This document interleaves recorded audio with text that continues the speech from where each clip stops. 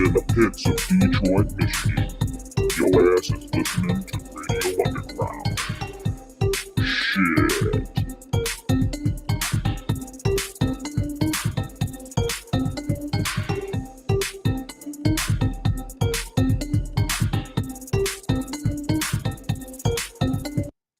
Radio Underground, episode 244, again. Deja vu.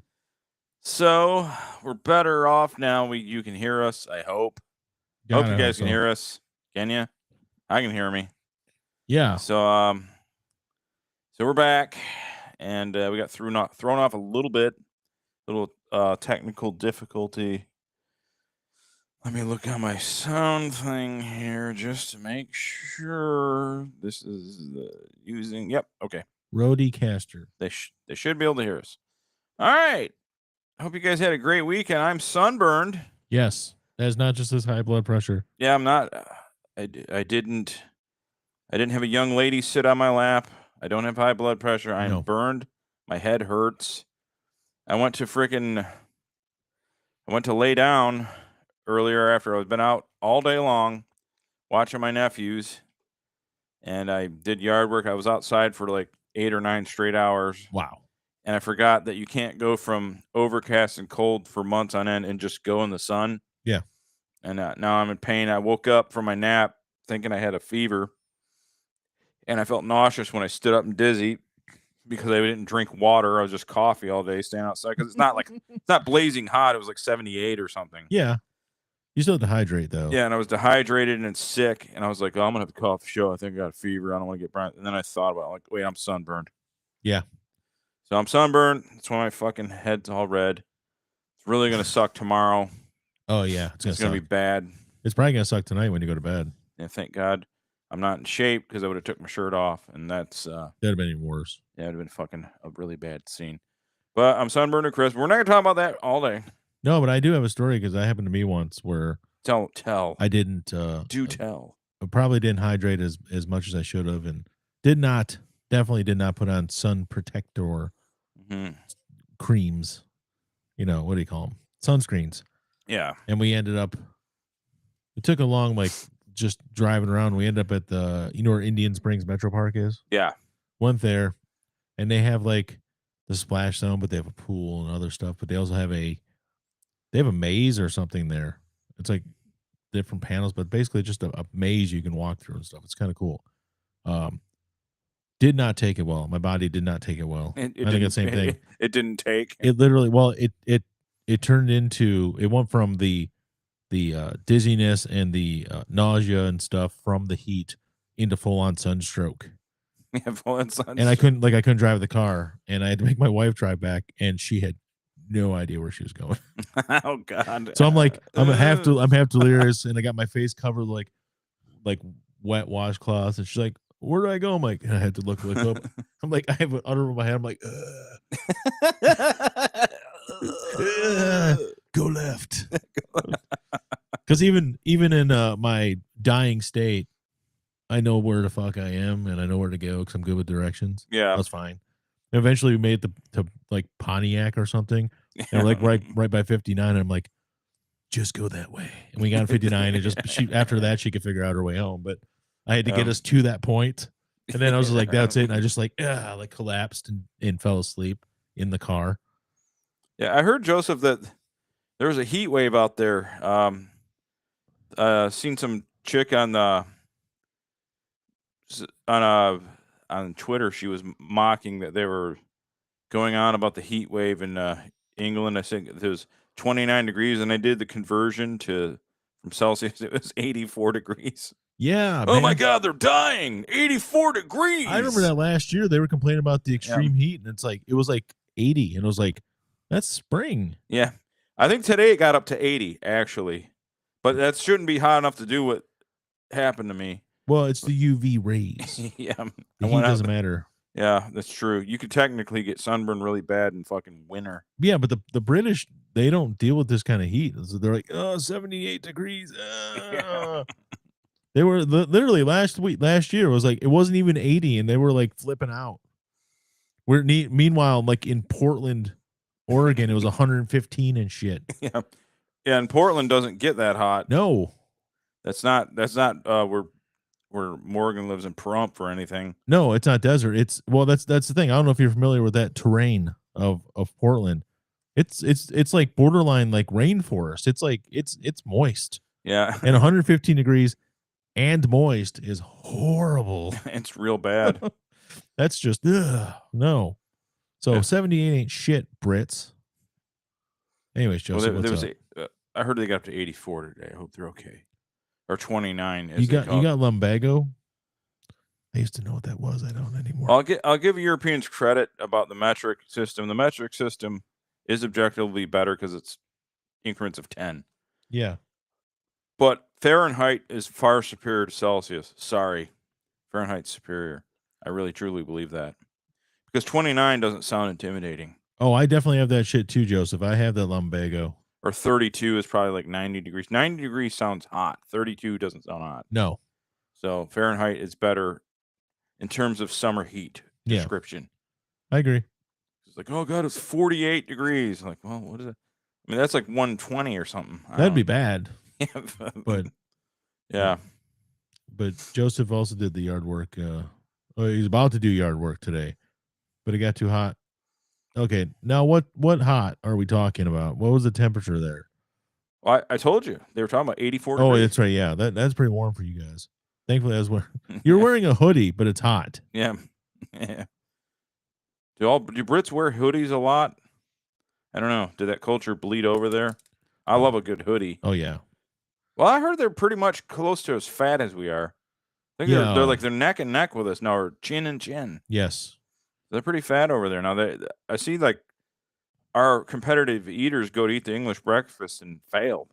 Really? Randy Santel failed the English breakfast challenge. Man, it's twice. a lot of carbs, beans, and all this other shit. Well, that's the thing that would get me. Like you got all this meat and everything. Yeah. But when they have when they show that can of beans, yeah, that block of just like cement in your stomach. Yeah. It's a whole can. It's horrible. Yeah. That's you know what that's not? Breakfast. Fuck that. No, you don't have beans for breakfast. This isn't a fucking barbecue. No. Although it might be like a barbecue there now too. I don't even think the Mexicans do beans for breakfast. They'll do a little. Oh, they will. They'll do like beans and sometimes some beans and some chorizo with the eggs and stuff, but usually the beans aren't. It's light. Yeah, but you can find it in some Mexican cuisine for breakfast. Chorizo and eggs and a little tortilla is the best. Maybe some hash browns. Delicious. I guess because I didn't write the talking point down for you, I'm gonna just go to it because we're talking about British people, Americans, and David Attenborough. You know, he's from the British Isles. I think that sounds very Scottish to me. But he is British, right? He's British, yes. He turned 99. Oh, yeah, I saw that. He's still alive, so there's no dethrone to have. But who's going to take the throne of, the nature talk? The animals, right? Yeah, and this would be perfect for Alan because Alan was more into those shows than I am, honestly. Than any of us. He's a big Attenborough. Yeah. And Planet Earth and shit like that. I don't know because if you try watching his nature shows, they're pretty well down to earth, but because about Earth and shit like that. But he doesn't like overly embellish or exaggerate, or there's no flashiness to it. And realistically, there's nobody that doesn't besides him that doesn't have flashiness or that makes something more exciting and stuff. It's like you don't always need that shit. So I don't know who they could replace him with. Well, I know a candidate. Okay. And now I don't know if he could do it now because he's sober, but when he was drunk, and I got this gem from his live stream, and I wanted to play it for you. Yeah. And Jay Masters talks about animal reproduction. Jay Masters makes the most sense. Probably. Drunk Jay Masters, he's sober now, but we need him to relapse to give. But he could replace David Attenborough because, like, when you see this, it's things you never think about. Yeah. As a animal enthusiast or nature type person, he's thinking outside the box. Yeah. So here's Big J. Yeah. Who I think should replace Dave I like Attenborough. This video already. All right. So here, let's see what happened. Can't hear it. I can't barely hear anything. No. It's too low. It's too low in the mix. It's not playing very loud. No, it's not loud. It's really not loud. It ain't loud enough at all. All right, I'll tell you what I'll do. Yeah. So we're gonna remove this. You do remove that, please. Okay. All right. So you're not gonna be able to see Jay, but you'll be able to hear him. Yeah, we just need the audio. So let me just get to it. His words will win people over. Yeah. So I have to quickly, because why not? Everything else has gone wrong technically tonight. Oh, Joseph did say for the hoodie, LOL. I didn't have sunscreen and didn't want skin cancer. I'm good for that. I'm too good for that stuff. He's too good for skin cancer. And skin cancer will not affect you if you're too good for it. That's what I heard. I get it. So a hoodie. I mean, yeah, I guess you could have just wore like a long sleeve shirt. So that's the defense against skin cancers. Be too good for it. Be too good for it, and hoodie. All right. So let me play this real quick. This is the guy who I think who should replace David Attenborough. This is Jay Masters. Got it. There we go. Here, play it. Damn it. Here we go. Dogs will always clean up a cream pie. Cleaning up a cream pie is in our evolution. It is. If you've ever watched any kind of animal sex, where the female submits, as they should, turns into a gangbang, and the male species will almost always lick the pussy clean. I was just watching a gangbang of a male pride of lions. Oh. And three brothers of a pride of lions. He's not wasted. Gangbanged the same female lion. Lioness. These pauses that he does, I won't keep it much longer, but just let him finish up here. So it's a great point he's making here. He's just staring at the camera right now. That's why I wanted the video. Yeah. Because he's just fucking so ways that he can't focus on what he's saying. Come on, Jay. Spit it out. The cream pie, spit it out.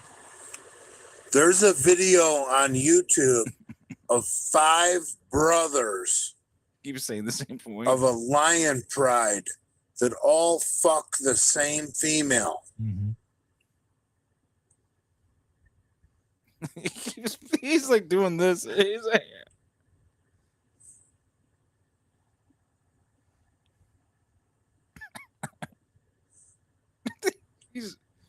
the video is so much better. Dogs are the most disgusting species on earth. Story about the lion. Dogs he will lick the cream pie in between gangbangs. He's going to explain cream pies because he's obsessed with it, as we know, with people, everything. We'll give it another couple minutes and we'll cut it off. But yeah, well, this is nature related. Yeah, but this is why I think he should replace Attenborough, because listen to this. What's up, Darth? What's up, Darth? How's it going, man? He's just staring there trying to like focus. He's Jay live. No, this was his infamous 7-hour live where he ruined every friendship he had. Because fucking guy. Yeah. Come on, Jay. There's one last point. See, I had to edit it and stuff, so you know what I mean? On the contrary, an alpha male will show up on the scene and kick all the beta males off the fucking female and lick the pussy clean before he fucks it. You need to study fucking animal behavior. It's true. Licking a cream pie before you fuck it is primal, because that's evolution. That's how we survived. Everyone wants their seed to be the one that impregnates the female. See, that's what I've been saying the whole time. I know. So, before you fuck a girl, Clean out the cream pie if it's there, I guess. Yeah. And then your seed makes Your it. seed, you win. You win then. Son of the country. He was so fucking wasted. Yeah. That was at. By the way, that was his famous 7-hour live stream of him Yeah. drinking. Yep. That was it begins at 6 hours and 21 minutes. If you guys have a lot of time and you want to see a truly disturbed man, look up Lenny's Last Ribeye on YouTube. Lenny's Last Ribeye. It's a 7-hour live stream, and he just gets progressively worse as he goes. But he is sober now. I can see the comparison. It's Attenborough's got a slightly different style than Jay, a little bit slightly different, but they both have valid points. Yeah, I mean, like the science is there. Yeah, you can't really replace an Attenborough, but you could get smoking and chilling. That's good, man. I wonder if they've thought about that. Like, who will replace him when he's gone? Yeah, who's going to be the top guy? Yeah, I don't know. That's a very good question. I honestly can't think of anybody besides Jay now. Jay's the only candidate. Can't think of it either. But so, I guess we can get to a dethroned, even though Attenborough's still alive. We're going to dethrone Skype, the messenger system. Oh yeah. Skype is no longer with us, folks.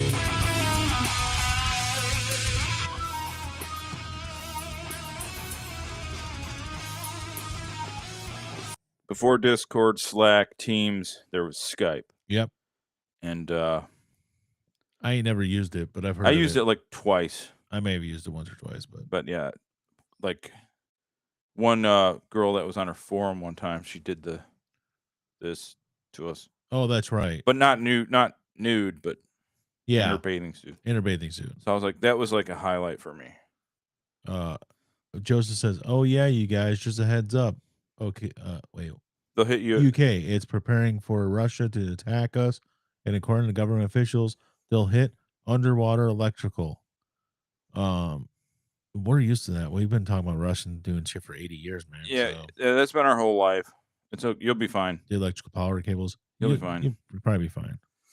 He'll more than likely just do more Ukraine stuff, to be honest. Well, no, actually, you see, a couple hours ago, he brought up he wants to do in-person peace talks. Oh, okay. With Ukraine.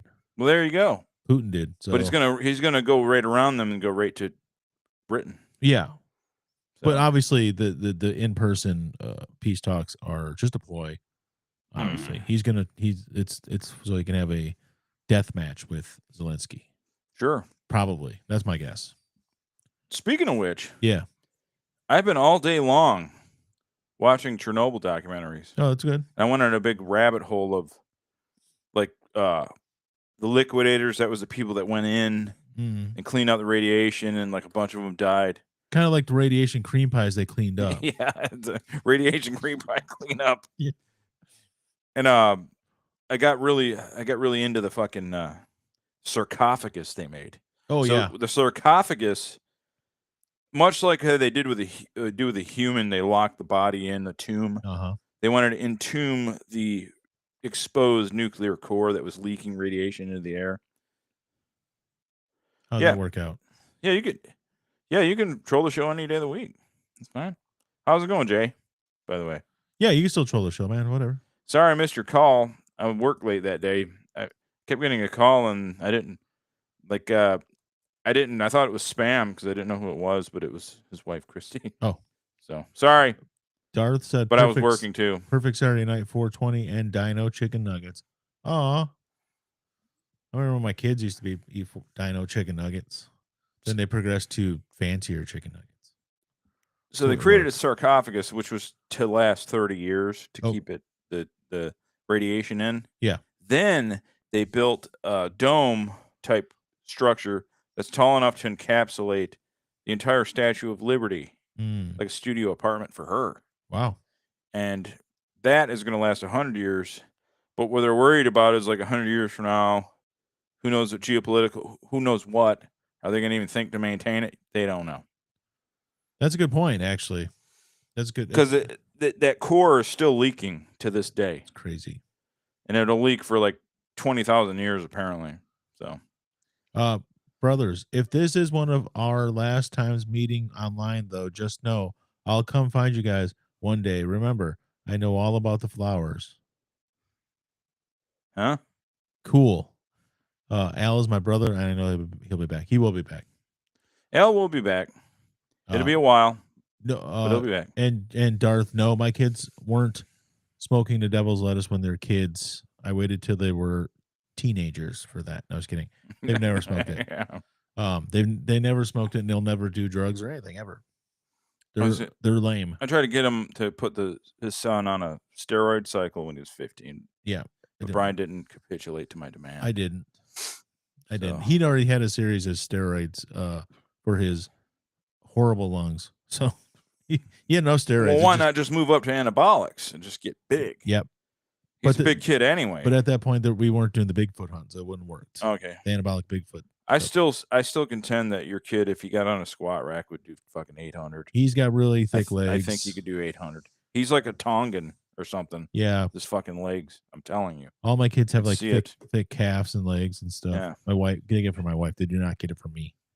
I do not have thick legs. So it's all for my wife. Yeah. So I once saw Alan today. Well, I'll give the update while we're what? Okay, since everyone's talking about Al update. Al moved to a new facility. He is no longer at the hospital. He is at a rehab facility. It's actually assisted living / rehab. So there's old fucks in there too, and then there's Alan. You know, people are like, I need my meds. I shit myself. That kind of stuff. And Alan's there too. But he's Have you seen Martha? Martha died in 1972. Those type of people. Yeah, I shouldn't be making fun of those people. Sorry. Yeah. It's pretty nice facility. It's not the one he wanted to get into originally. It's not actually his second choice.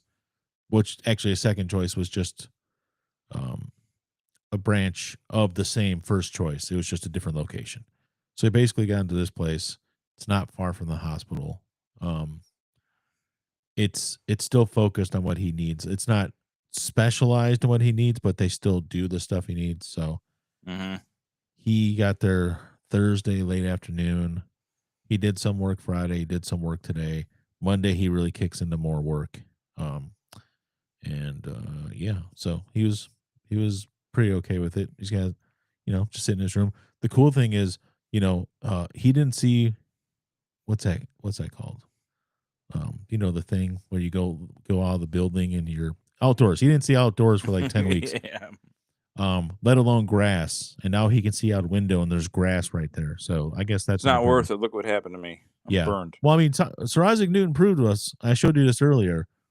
He proved it with his experiments that the outside is gay. Yeah. So it is. Yeah. I mean, there's rainbows. Refute it. You can't. Can't do it. So he was happy for that. He got to, go outside. He got to go into a vehicle to go over there. So you got to see outside and everything. It was cool. But he's not too far from the hospital, so it's really about the same trip as it would normally be from here. So he seemed happy. That's good. I get to see him for a couple hours today. I'll probably see him in the morning. Yeah, tomorrow. I haven't seen him in the new facility. No, and like I said, it was just Thursday afternoon, not quite evening when he got there. Actually, I went to the hospital first, but I was going there anyways because I was dropping something off on Thursday. And I said, I'm pretty sure he's gone, but I was checking with you guys at the desk. And like, yep, he's gone. Okay. So I took my delivery, went back to the car, went over to the new place. I get there. I'm like, I'm here to see him. And they're like, he ain't here. I was like, what do you mean he's not here? Yeah. And they're like, yeah, he ain't here yet. I'm like, you sure? That's ungood. And I'm like, you sure? Like, the guy's like, yeah, it says he's not here yet. I'm like, okay. So went outside, got my car, drove back over to the hospital, went in there. I'm like, you guys sure he's not here? Like, nope. They checked him out. Like, is there like a waiting area when they take him to ambulances? Like, there is, but he's been gone for a while. I'm like, because I just heard he wasn't from somebody else. I'm like, no, he's not here. I tried calling the number. They let me go. They were going to let me go up to the room. I'm like, no, I believe you. Plus, I didn't want to go all the way up there. It's way up third floor, And I got to walk to the elevators. I didn't want to do all that shit again. Yeah. So went back out of the car, went back to the other place. I'm like, he's here, right? And they're like, no, he's not here. I'm like, did he get lost along the way? It's not even a mile. Where do they move him to? Yeah. this is the place. Like, oh no, he'll be here. He just ain't here. I'm like, you sure? Like, no, he's not here. I'm like, okay. Well, then I went back out. I came back in. I'm like, when he does get here, do they have a room for him already? He's like, yeah, they got a room for him and everything. I'm like, can I have the room number and the phone number to the room, and then also maybe a main line I can call? And they're like, yeah. He wrote it all down and gave it to me. He's like, I'm like, okay, but he's not here. I'm like, nope. Okay. I will go. I drive. I leave. I'm like, all right, I'll go. So I'm just gonna go. And it was already like 5 o'clock at this point. I've been doing this for like over an hour, almost an hour and a half. I'm like, okay. So I go to my parents' house on the way home. Like, here's the number. Here's the other number. Here's his card. See ya. My parents are like, wait, how is he? I'm like, I don't know. And they're like, you didn't see him? No, they don't know where he's at. And I said it just like that to my parents. So yeah, their faces were shocked. He's just bumbling around the. I think it's a great void. So and right at that point, Danielle called me and she's like, what are you doing? I'm like, trying to find Alan. And she's like, oh, maybe him and the ambulance driver ran off and like doing stuff. I'm like, it could be. I don't know because I don't know where he's at. So eventually my parents called. They got a hold of him. I was like, take me to Centerfolds. He might be. Yeah, it's on me. They took him. But my parents actually called the room a little while later. He was in there. He was just getting settled and stuff. And it must have just been like he was there, but maybe they were just getting prepared or something. I don't know. Because today I went in. I'm like, so what time did you actually get here Thursday? He was like 2:30. I'm like, 2:30. Yeah. I was here an hour and a half later, and then 2 hours after that, I was 4 and then 4:30, so 2 hours eventually. And they're like, you weren't here, and he's like, no, I was here. I'm like, were you in this room? He's like, yeah, but they didn't have him in a chair. They didn't have a chair ready for him, so he's just in the bed. I'm like, you were in this room right here. He's like, yeah. I'm like, and I look out the window. I walk over the window and I point. I'm like, I was parked right there. Where? What do you mean you were here? Like, he's like, I was here. I'm like, they told me you weren't here. Fucking people. Anyways, it was probably they were getting him ready or they're doing stuff, or maybe he was talking with somebody. I don't know. They probably have a policy about, well, once the paperwork's, you got to get past a certain point with the paperwork, then you can have visitors. Exactly. So he's probably there bodily, but paperwork or spiritually he wasn't there yet. Yeah, it's kind of like when people call in and they ask for a product at my work, and I know for a fact the truck has been unloaded. Yeah, but I got to act like it's not there because it hasn't been checked in. Exactly. Yeah, and that's probably what it was. Yeah, I even drove around to the one side of the building where it says deliveries. I'm thinking, did they drop him off at the dock? I just don't know. I thought maybe they treated him like a goods delivery. Here's the stock of him, but no, could not find him. So, and that's when you have people like customers that and stuff. Yeah, you can be a little honest with them without them abusing it. Like, all right, Chuck, your shit's here. Just don't tell anybody that I told you your shit's here. Yeah, okay. But your shit's unofficially, here. It's not. It's here, but so officially. Wait like 1 hour. Just come here. Yep, your shit's here. I've done that for people too. Yeah, like otherwise, but if it's people you don't like, then you do the other thing. Like, I don't even know. There's no guarantee. You're like holding it. There's no guarantee that the Miller Lite's in. All right, because I don't fucking like you. Yeah, I get that all the time. There's people like that I like, but they're demanding. They're not even demanding. It's just like you're about to run out of stuff. Just because you wait until you're out of stuff to order it doesn't affect. It shouldn't affect me. Oh, you don't wait till 1 second before you run out. You wait till 1 week before you run out. You get ahead of that thing, and they're like, "Oh, I got to rush because I forgot." Or they'll call in. I need 2,000 of this SKU. I'm like, why did you run completely dry, Billy? I don't understand. You ran dry, Bill. It happens all the time. And then we can't fill the order because you ran dry. It happens. Now it's my problem. I can't fix it. And I'll do it. And they'll be like, well, I need it. It's a rush. I'm out of it. When can I come in? I'm like, oh, it could be the simplest thing. It could be something that takes us like 6 minutes to do. Like probably not going to be till tomorrow or something. I'm telling you, this ain't happening today, and it'll be done like literally 14 minutes later. I'm like, I don't know. It's going to be tough. Or I'll wait to call them to let them know it's ready.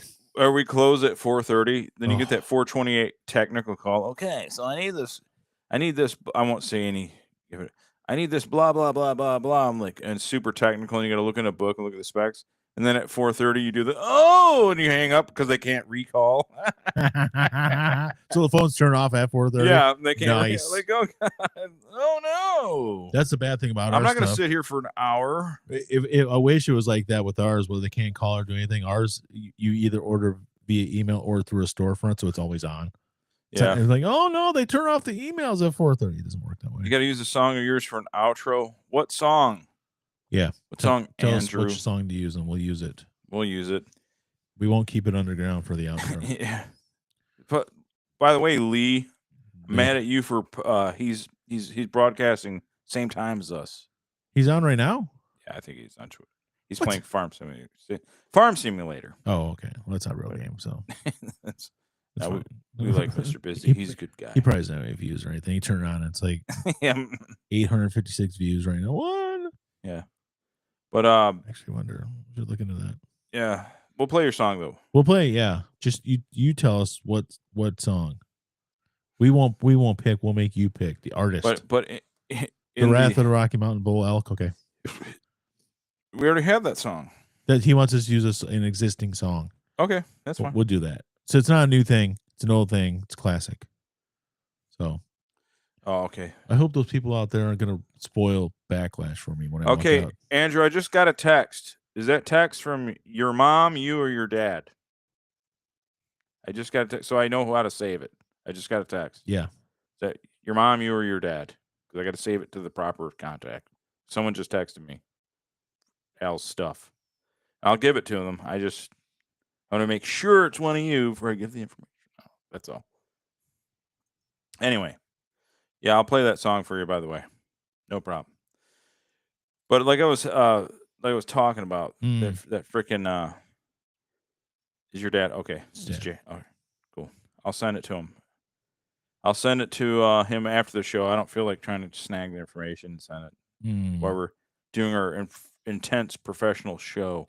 Yeah, but you'll definitely have it for the keep our eyes on the prize. Yeah, for sure. Yeah. So anyway, we're gonna look at our talking points real quick here. Yeah, we can talk about the House of Skank of a. Yeah. So you're a little bit of a gamer there, Andrew. Do you know of Asmongold, streamer? He's got like just his clip channel, not his main channel, his clip channel that just does little clips. Yeah. Has like over 1 million subs. I imagine his regular channel has like 5 million or whatever. Wow. But he's noted for, though he's a great streamer, intelligent guy, he's noted to live in a total house of skank. Yeah. He's a total hoarder. House is falling apart. I don't maintain my house either, so I'm not striking judgment, but he's like full bore. Where I'm like pre-diabetes, he's full on diabetic. He's bad. And he's got like millions of blankets everywhere. Brian claims to have a lot of blankets too. I fucking hate all over blankets. He's got blankets, but he's got a lot of blankets, and he's got like food everywhere, and it's really dirty. And a couple of his podcast friends came over, and they're like, "Oh my God, how is he living like this?" Yeah, wasn't he like baking a potato in the microwave or doing something in one video? Or steak, maybe? Steak. It was steak, wasn't it? He makes famous steak. I like him. He's entertaining. Yeah. And again, I'm a slob too. From one slob to another, no judgment. But he had some sort of animal or something. Yeah. In his house, and he posted it. And he doesn't hide from it. That's the thing about him. He does not hide who he is. You know who he is. Yeah. So this is he posted this. Took the day off. Some dead animal in my attic. It smelled bad and ended up. So there's a dead animal fell through the fucking ceiling. Yeah. And there's just shit everywhere. So that thing was probably in there for. Wow, that's horrid. Look at that, dude. And that he's got the fucking that sharp ceiling. What do they yeah. call that? It's the popcorn ceiling. Yeah. So this is the house he grew up. It's stucco. Yeah. Yeah. So this is the house he grew up in. I watch too many home shows not to know that. Look at that shiplap. Shit. The stucco, the popcorn. It is popcorn as a nickname, but it's stucco. Yeah. I just remember Raising Arizona where they do the double axe hammer and he scratches his fucking when fighting with John Goodman. John Goodman, yeah. It would hurt too. So again, Asmon is probably the most famous streamer that I identify with in terms of the filth and the skank. He's your spirit animal. Yeah. It's just my thing is I don't have his following, so I have to somewhat keep my house a little clean. Yeah. Even though things are falling off at the rim, at the fucking things are falling apart on me. It happens. But I really hope he gets his house cleaned up. Yeah. I will say though, as bad as I am, if I had his money, I would pay people to fix my house. Yeah. Part of the reason my house fucked up, my dad got old. Yeah, I know. If my dad didn't get old, this house would be fucking great. Yeah. But he got old. It happens. It happens. People get old, man. Yeah. But whatever. I mean, you got some of the same stuff I have in my house. Like I know behind this door, that door handle's in the wall, right? Right there. Oh yeah, it went in. Mine too. I haven't fixed it yet. Then I got a hole there. I don't have that, but I have the hole in the wall. That hole there was actually Aaron tackled Morgan when they were wrestling. Yeah, probably 15 years ago. So I had a lot of parties here, a lot of drunken insanity. Yeah, so. But I got the same thing going on in my house as far as the door handle situation. To me, it helps you close the door better or open the door better because you get like a couple extra inches of space. Mm-hmm. Also, I'm lazy and I didn't feel like patching the wall yet. But don't tell them that. No. So everybody in my family's quick point, like, well, you haven't fixed this yet. I'm like, you know what? You're an adult also. You also haven't fixed that shit. So shut up, children. Wait, I have my chat off. Sorry about that, guys. Oh. 80s and 90s porn is the best years ever. Yeah. Yeah, I agree with that. I would say. There's some stuff in the aughts that's okay too, but yeah, when broadband first came along, and so you had that first high speed where they could really feed that porn to you quick. There were some champions. Yeah. Heather Brooke with the blowjob girl. Yeah. The deep throat. The I deep, yeah. There were some. Man, I should have said that. I was making pull that clip, and it sounds like I deep throat. Yeah. Dang it. There were some champions that arose during that time frame. Yeah. But yeah, I would say 80s and 90s was the top. I had a thing for Stephanie Swift. Oh yeah. Back in the day. Oh yeah. She was, yep. I don't know, she was like some little tiny little girl. It's some good woman. Not a fully girl. grown. You gotta be careful nowadays. Legal women. Yeah, you gotta be careful nowadays. Yes. You'll start thinking things.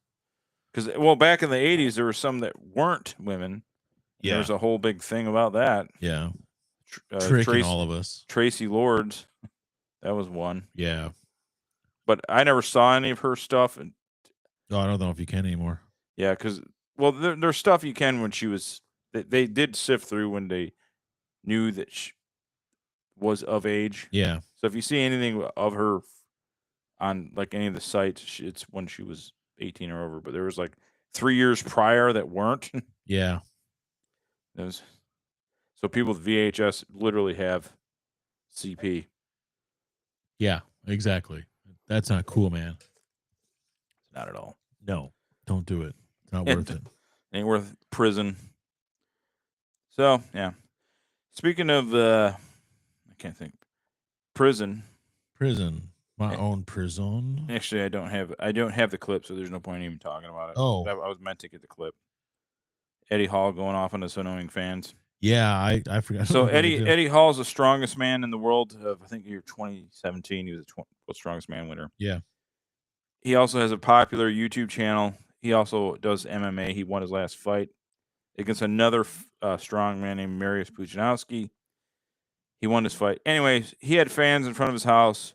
He asked them to move. Like, he had his assistant ask them to move. Yeah. He's a Brit, by the way. Joseph. Eddie Hall is one of y'all. Yeah. And Eddie Hall asked the guys to move like 4 times. They were just sitting out front of his house, like 3 different cars. They didn't move. And then they were blocking his driveway, which is a huge pet peeve of mine. Yeah, don't block my fucking And he driveway. went berserk chasing them, said he's going to twist their head off their neck. And he spazzed out, which I think he kind of had it right to. They were blocking his driveway. They were there for 18 minutes, he said, and then they didn't move. But it's no point talking about without the video of him like running like a rhino at their car. Well, ready to flip it. Yeah, and is it really a threat? Because it is a threat, but it's kind of a promise too, because he could probably twist your head off.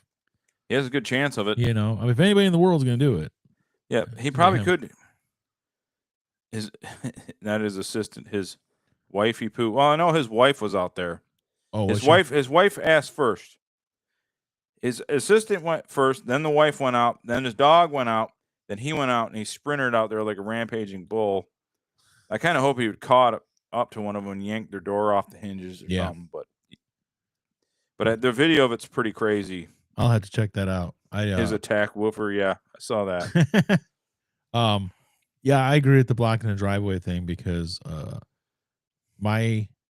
you've seen my house, you know, my driveway, my neighbor's driveway. By the way, guys, like it if you're on YouTube, hit like, even if you don't like what we're talking about. Yeah, hit like anyway. Yeah, because maybe a new person will see it if you like it. Like it. If you haven't subscribed yet, what the fuck are you doing? You're one of our friends. You need to subscribe. Yeah, I hate to be one of the smashers like it, but I'm never going to charge you money. So just like it. You could be Chris Van Vliet. Every time he says it, he thinks of a different wrestling maneuver. You don't smash it. You elbow drop that like button or the subscribe button, or what you just say. Leg drop. Hurricane Rana that like or subscribe button. He always use a different wrestling move. Or ridge hand, yeah. It's annoying. But yeah, I'm the same way as you, because the way my driveway set up, when they like the neighbors on the other end of my large lot, the house that was there for a long time, you know, all the driveways are on one side of the house. Every single house has it. But when they built the newer house next to me, they're like, we're gonna put the driveway on the other side, so that way there's only a 10-foot gap between his driveway and mine, and we share that grass. Most of it's mine, part of it's his, but the space between the end of the driveways isn't big enough for any car. But he always has people that come over and park there, like their car will fit in that spot. It doesn't fit. Doesn't matter. No. And to me, if I'm coming over and visiting somebody, if I'm gonna park in that spot, I'm gonna block that person's driveway because I'm at that person's house. I'm not going to inconvenience a stranger next door. You know? That's where you're getting into. Not his people. No, nope. They're like, no, they pull up, so their bumper is just over the edge of my driveway. They don't. If it's 1 inch, inch. If it was just 1 inch, I probably wouldn't even complain about it, honestly. But it's already stupid because everybody parks in the street right there. So you're trying to get out. So they're probably not even a foot over. Honestly, it's probably just me nitpicking. But fucking don't do it. Put that foot over into his driveway of the person you're there to see. They're not leaving because you're there to see them, that you're visiting. They're not going to like have you come over, visit them, and then leave while you're there. No. Right? Block his driveway a little bit. Doesn't matter. Yeah. Don't block mine. Now, when he got his privacy fence replaced, he didn't like rebuild it. They basically kept the posts and just did new panels. He had the work truck pull up, and they were blocking my driveway, like legit, like 3 or 4 feet into my driveway. And Danielle's getting ready to go to work because they did it on a weekend and stuff. And I'm like they won't move, and he can't get a hold of them. And the people that he hired to put up the fence, no habla inglés. So I was just like, Movo, and they weren't doing it. And it didn't work. Movo, or I call ISO. And they must have realized when they saw her, she was able to get out, but she had basically had to like, you know, do the around the serpent maneuver around it, yeah, and then go, and then they finally must have seen like, oh yeah, we should block his driveway, not theirs, and they were fine. They even had the hat, like you know, like when you see like the Mexican workers, and they have that hat. Yeah, they had that hat. They always have the hat. But the one was a female, and she was obviously she was younger. She was somebody's kid, obviously, but she's probably 30, and she was yeah. She was in good shape. She was a little wider, but you could tell she just did roofing. She also did the roof. So this same crew did the roof and the fence. And she was up there like slinging shingles and stuff. I'm like, she's kind of attractive. Yeah. I was like, all right. And then she's talking to the guys and she's like yelling at them in Spanish. I'm like, oh yeah. And you're getting all turned on. A little bit. Yeah. She was tough. Yeah. She was tough. I kind of curvy Latina. I hate when they come in and they start to our country. Yeah. When they come in and then they go to talk to me, and I'm like, "Hola, amigo, ¿cómo está?" And they're like, "Hey, how's it going, man?" I'm like, "Oh, I'm Jeff. hey, Jeff. Sorry about that, Jeff. Would you like to start up? We got drinks in the cooler over there, Jeff." It's I can't think of the fucking guy who was on Daily Show and some other stuff. He's a comedian. He looks really Middle Eastern, like really dark and really dark hair and eyes and stuff. Hassan. Oh yeah, Minhaj. Yeah. You ever hear him talk? It's like you look at him and thinking this guy's gonna have an accent, and he's so white sounding. It's like, hey guys, what's up? I'm Hassan Minhaj. Yeah, it's not even close. It's like you gotta look, you gotta sound like you look. That's the way it should be. It doesn't help things. And when you sound like you different than you look, it doesn't help things. I can't think of the other guy's name that was on Parks and Rec. The little guy, Aziz Ansari. If you ever see him, he looks like he would be like the most typical Middle Eastern person, or I think it's Pakistani, whatever. And then he's like from North Carolina or something. Yeah. Like, what the fuck are you even Hi, doing my down name's there? Tom. Yeah, that's great. The one guy that cracked me up though was the Asian comedian that had the deep Southern accent. Oh yeah, and he was like I'm talking Alabama accent. Yeah, it was like deep Southern. I don't even know how the fuck he found Alabama, but he did. And he's like, and I think he was raised in Alabama. No, he was straight up. He's a straight up redneck. Like, hey, how's it going? How y'all doing? Like, have you seen a thing where a guy buys a few beans and after the finish he takes them to ice? Oh no. So he hires them and has them do the work, and then reports them. That's horrible. Yeah. Is his name Eric? Abram Steinken Cohen. Yeah. I know a guy who probably doing that. That's horrible. Yeah. Do one or the other. Use them for the labor or report them. Just don't do both. Yeah. It's not bullshit. Or wait till it's done. It's horrible. It's like the South Park kids. They hired them. They went to the Mexicans and had them wanted them to write an essay for them because they didn't want to read Old Man in the Sea or something like that. And they ended up writing an essay. Like, yeah. It's like, yes, write the essay. And he's like, see. And they ended up writing letters to their essays who lived out of state. Yep. I have a coworker who's a contractor. Yeah. Okay, I gotta be careful how I word this. Yes. Okay. No, he's a good guy. No incrimination. I shouldn't say he's a coworker. He's to do with work. Yeah. But he's a contractor. In the field. Yeah. And he was like, hey, I got a place down in Mexico. You guys go there anytime. I'm like, oh, cool, man. He's like, it's like cartel run, they look like no one will fuck with my place down there so you're safe. You go down there, gringos are safe. They want you there. They want your money, like the tourism money. They want you there. I'm like, but the people looking after my stuff and me are cartel members again. Nah, dude. I've seen too many beheading videos. Mm-hmm. I'm not going down there. I don't care. I get it. They want me there for the money and all that, but no, I'm not doing it. I've seen too many.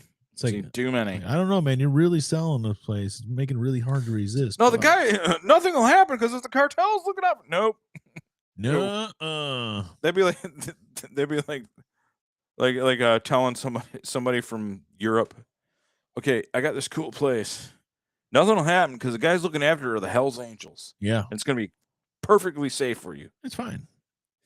Just if you upset them, they'll kill you. Don't look at them. Don't look at them at all. Yeah. But just stick with those ground rules. You'll be fine. Yeah.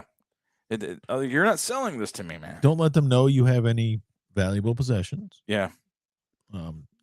Definitely don't let them know you're into drugs because they'll probably. I'm not kidnappable. I'm pretty big.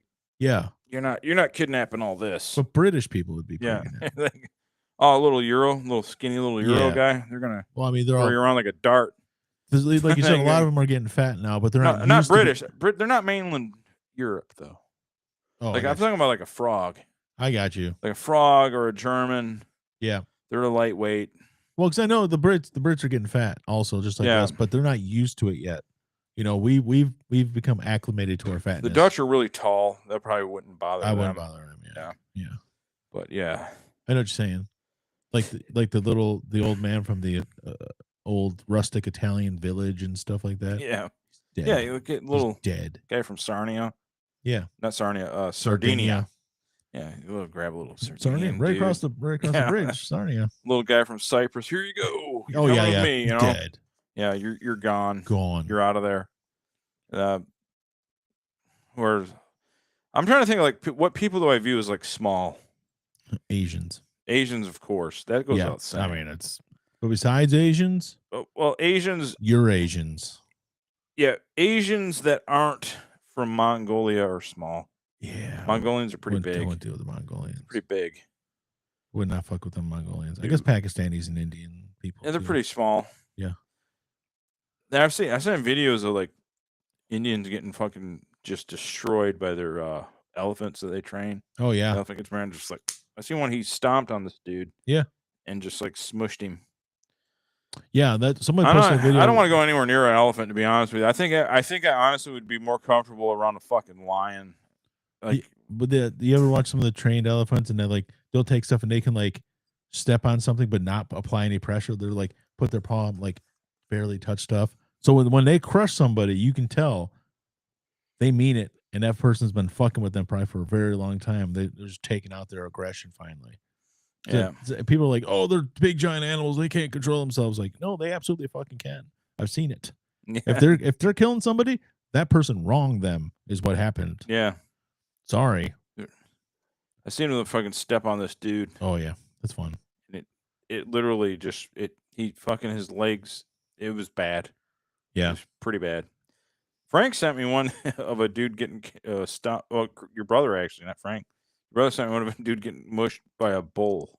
Oh yeah. And his legs went backwards, like that movie with Charlie Sheen where he was Signal from Space. Arrival, yeah. Yeah. The back of the dude's legs just broke. That's pretty bad. I watched that movie again like in the last year. It was it's a decent movie actually for a Charlie Sheen sci-fi movie. It was surprisingly good. Well, East Africans are skinny. That is true. West Africans are ripped. So there's a difference. That's true. They're not necessarily. I mean, they're skinny, but they're not like 5'3", 5'4" peoples. You know, I'm thinking like people are tiny all around. Yeah, that's what I'm thinking of. Not the fat British, but other people. You know. So I was thinking about something though. Yeah. So we're talking about animal attacks, right? Yeah. And me and my dad were the other day. We were talking about. Let me get this set up here. Thought I had it. Never mind, I don't have it. Because this is hard to run the show. So me and my dad were talking the other day. You're suffering the effects of your heat. Well, heat stroke. Then I've been drinking too to cope with the pain. Yep. It's not because I felt like binge drinking. It's the pain. It's what everybody uses, right? The excuse is I'm actually in pain. It's not really. Pain. It's not really that I just like to be drunk. It's the pain. Every once in a while is fine. Yeah, I do it every now and then. Trying to find a certain song though that fits what I'm going to talk about. All right, here we go. Yeah. So me and my dad were talking the other day about like crocodiles, how they're super vicious and bite people in half and everything. Yeah. And they're super aggressive, but alligators, generally speaking, they are aggressive, but they don't kill people very often. Okay. It does happen. Yeah. And he's like, well, they'll kill you. I said, Dad, it hasn't happened in forever. Like an alligator. Alligators, come on. And I go, they can bite you, a fatal attack. Well, then I heard down in Florida that it happened. A southern renegade. He got mad at a 61-year-old woman, and he yanked her in the water. Yeah. And that alligator is a southern renegade. She died, though, right? Yeah, she's dead. I just wanted to hear the song again. Pretty good. But I like that beginning. That always sets Brian off. You know, I don't necessarily hate it. I just got to the point where. So what happened was she got near the side of that mangrove. Yeah. and he saw her like poking her hand in the water, and he was like, "All right, I'm Southern, and I'm a renegade, and I'm gonna bite this bitch." Putting her hand in the water, and he just went like right here, right at this point, right there. He got her right at that point. And they do the flashing like graphic thing. Well, she was 61 years old. Yeah. Southern renegade alligator got her down to Florida. It's got to beat. I know. It's got to beat, man. Could you imagine though, Mr. Busy? By the way, hello. Being down in the Florida there, and then this and he's hearing this in his mind when he's attacking you. Yeah, he's like Moccasin Creek in his head. That's what it's called. You see those eyes sticking out, and then it comes right there. You're dead. Yeah, you're fucking dead.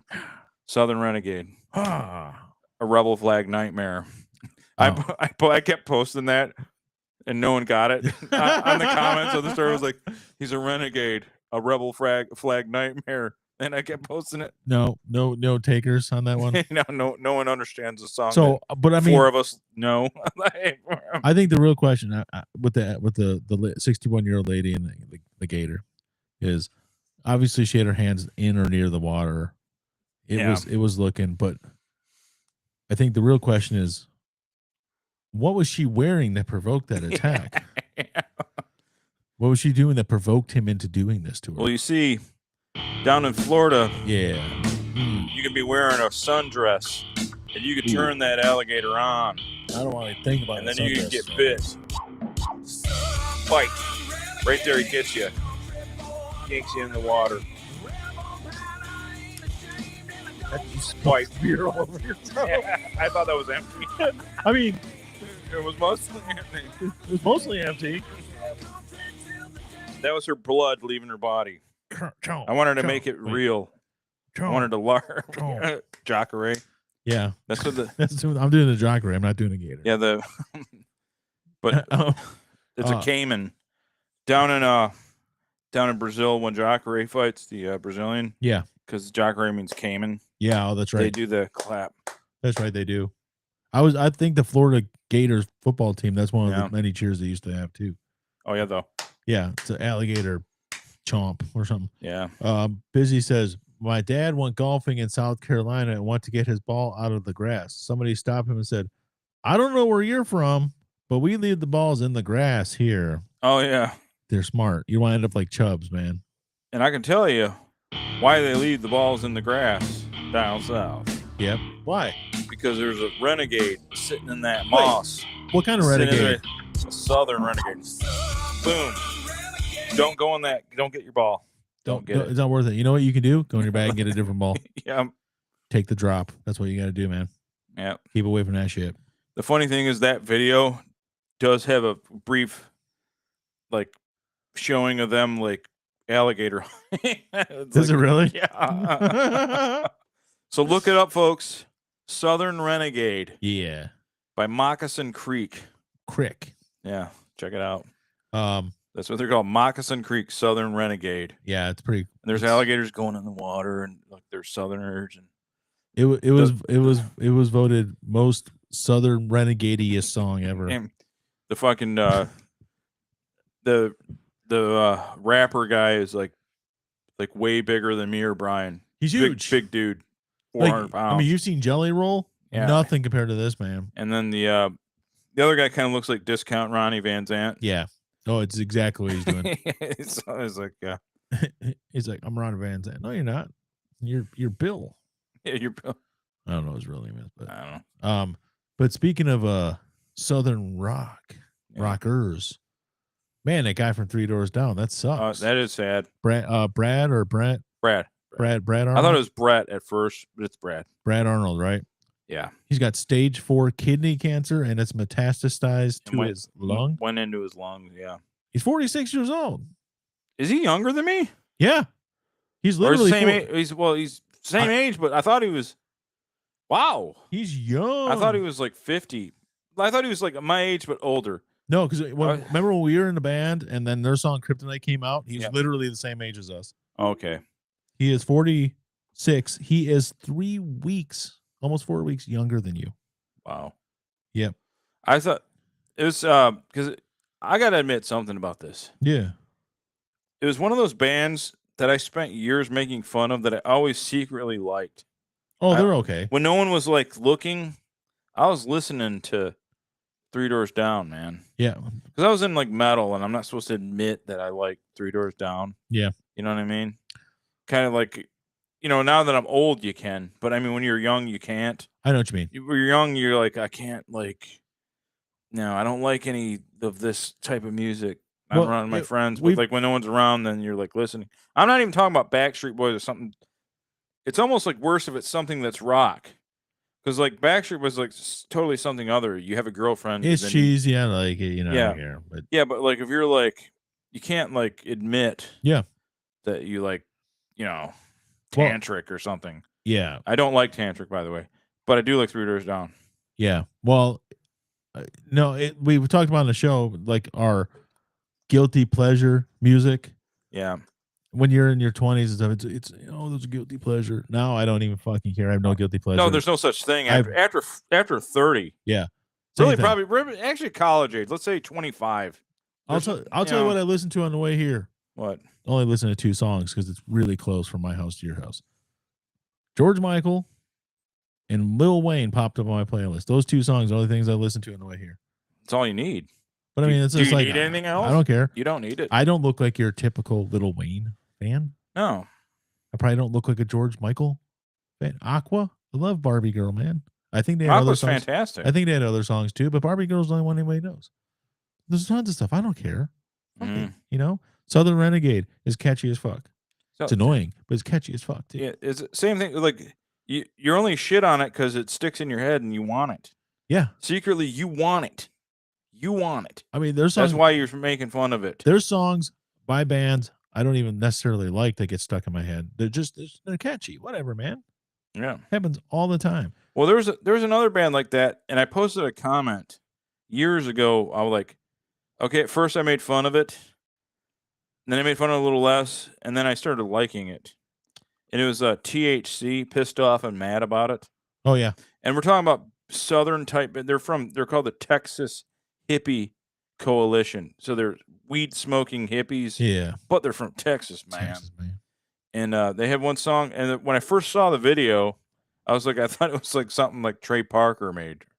That bad? It was like, because it was just like, so like, it was so like, you know where you have a song, where it's going before it goes there? Yeah.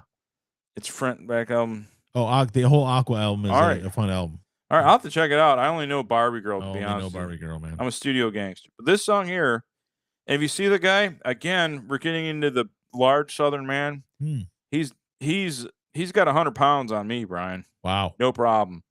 But this song's called Pissed Off and Mad About It. I love this fucking song. Okay. I'm ready for it.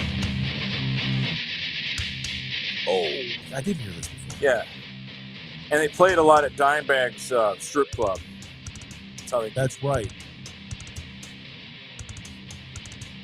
It's got like a southern nasty groove.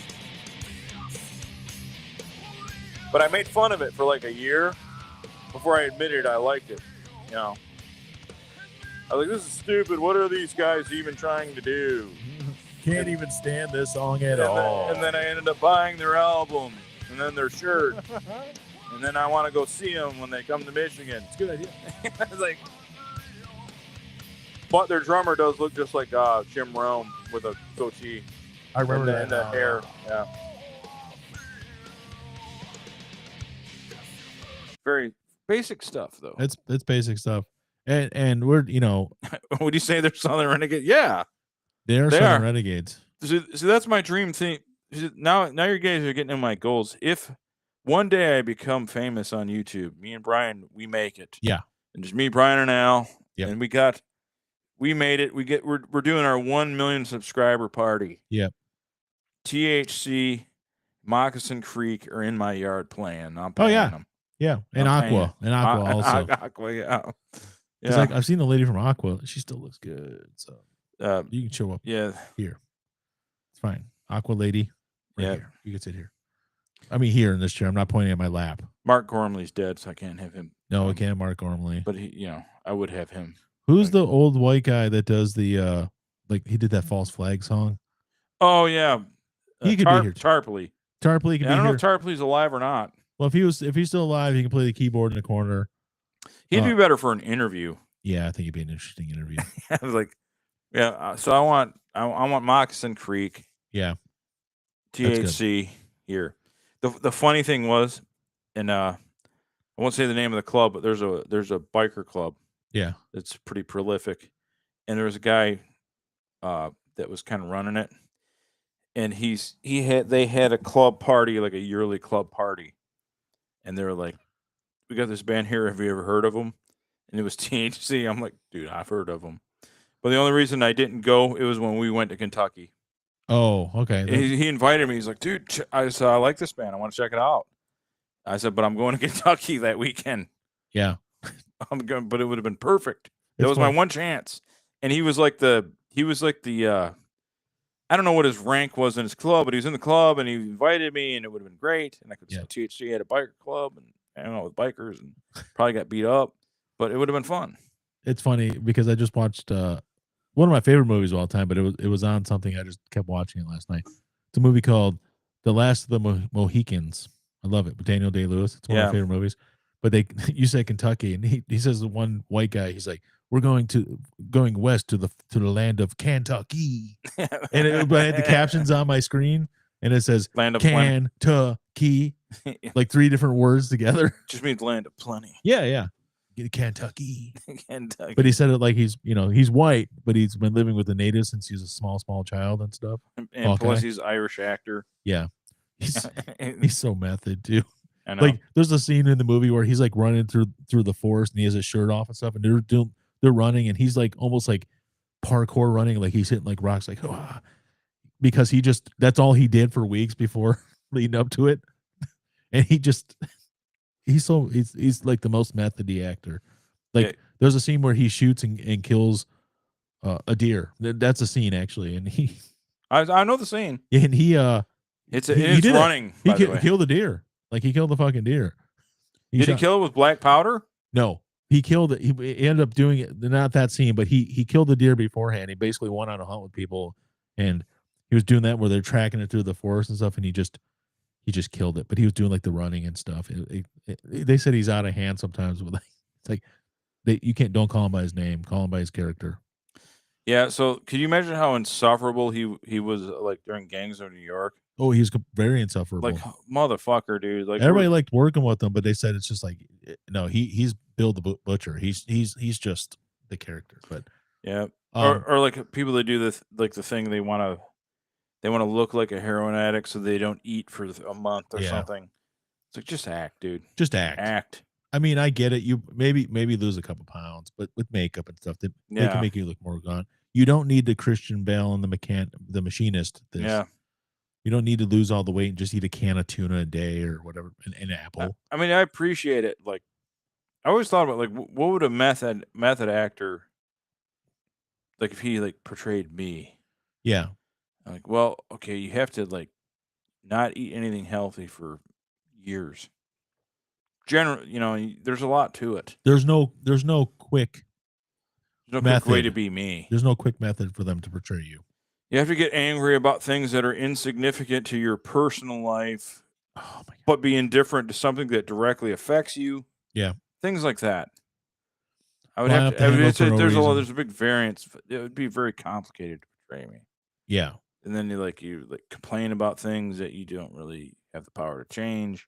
Yeah, because it's just easier, stuff like that. Yeah, you know? And then you argue with people on Twitter.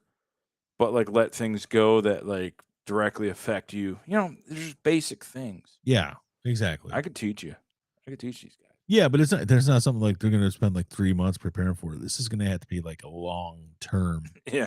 I think the Rock method out to be Mark Kerr. Looks like he's pretty much into it. I think he was a fan to begin with. And he even has like the speech pattern. The speech and everything, but he's a Mark Kerr fan. He's been trying to get this movie made for about 10 years.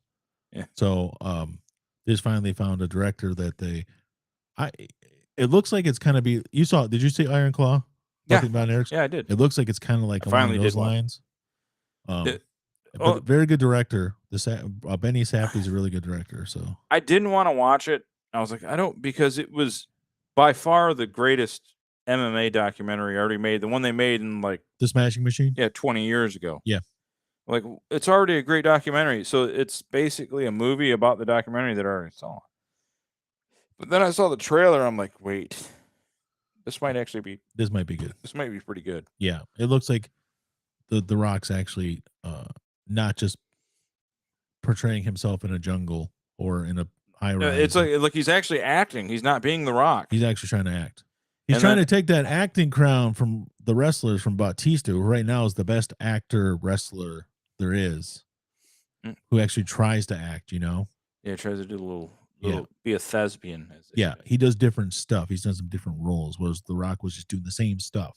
Then it was weird that like they have Brian Bader's playing Mark Coleman. Mark Coleman, yeah. Like, what? Yeah, Bader's a really good fighter and everything, and comes from a wrestling background, but like Mark Coleman's like doesn't look anything like him, at all. No, and for I can tell, all he did was not work out anymore because Bader looked a little flabby. Bader used to be ripped. Yeah, what the hell? Maybe that was. I mean, Mark Coleman's in shape as far as I remember. Yeah, you're already ripped. You're playing a ripped guy. Stay ripped, Ryan. I don't know. Did you hear about Matt Hughes? No. He broke into Eminem's house. No, it's just a guy named Matt Hughes. Oh, yeah. I heard that. I'm like, Matt Hughes, what's he doing? Yeah. I know he's got CTE from the fighting and the train wreck and everything. Maybe. That's the first thing I thought of is when they said it's like Matthew Hughes. I'm like, oh no, Matt Hughes, what did he do? Love you, brothers. Good night, sweet dreams. Don't let the bed bugs fuck. And it was sweet seeing you guys. And don't forget, you got to play The Wrath of Mountain Bull Elk by AWH Music. Yeah, I'll play it. I'll play it at the end. We played Busy Song to start the show. And we'll play the AWH music. Yeah, we let in with Busy. We let in with Busy. But the funny thing, Busy, I was faux talking crap. Like, he's running parallel with us because you were playing Farm Simulator. Oh, yeah. On a Twitch. Yeah. I saw that earlier. We don't need any competition, man, please. Yeah. We need all we can get, all 7 or 8 viewers that we have. Yeah. We don't need taking half our audience, man. Please don't. It should be 3 people or something. It's at least 3. Yeah. Maybe 4. I got to pee again. Do you have an idea to talk about while I pee, Brian? No. Okay. I do. Maybe. I'll just talk about random shit. How about... I can't think of anything. Tigers won big. Oh, they lost today, though. Yesterday they won big again. I'll talk about the Tigers for a second. All right, hold on. I got to pee, though. Pee quick. Tigers are good, but they lost today. I'm not saying I said it, but I knew the Tigers would be good after last July when I basically called them making the playoffs. Kind of inadvertently called them making the playoffs. Because I said, all they got to do is this record down the stretch and they'll make the playoffs. And I was off by like a game. So I was, okay, I'm not saying I'm a prophet, but I basically predicted it. I'm just saying. And I knew they'd be good this year, but they're way better than I thought they were going to be already. So they're 40 games in. They're 27-13. It's not like 84, like when they're 35-5 in the first 40, but 27-13 in the first 40 games is pretty damn good for a team that really has no superstars. They're all youngsters. I guess Javi would be considered one. He's a well-known name, but he's not a superstar. And he's playing great, and he's doing whatever they need him to do. He's still not worth $25 million a year, but the Tigers have been slaying. You are correct. I thought Scooble was going to throw a no-hitter yesterday. He did not, but still pitched well. Good game, 2-1. But they didn't win today. I think they lost 10-3 today against Texas, the Texas Rangers. So can't win them all, but again, that record through 40 games, I will take it anytime. 27-13 is fantastic, fantastic record. I think I'm right. Maybe they're 26-14. I didn't look it up. I'm just going off top of my dome.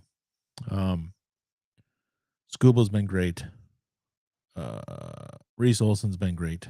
Casey Mize finally becoming a really good pitcher, but he is on the 15-day injured list now, so he'll be out for a little while.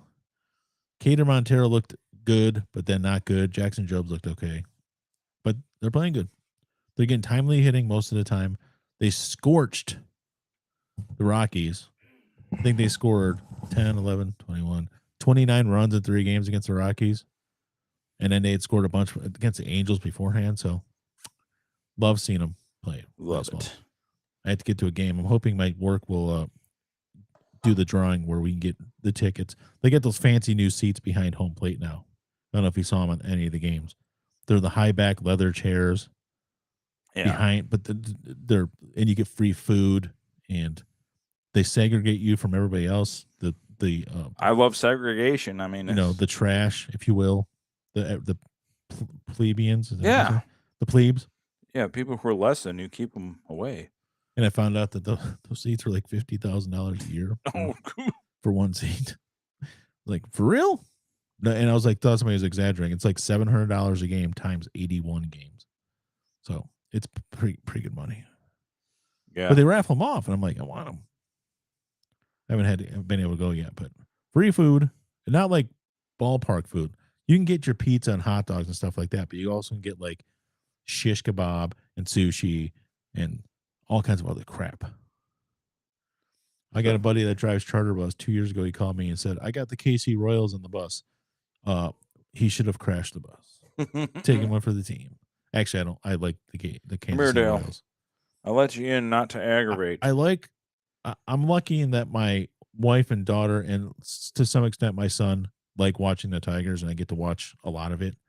And, our anniversary is in August, and we're trying to figure out what to do because I got like a 4-day weekend for the anniversary.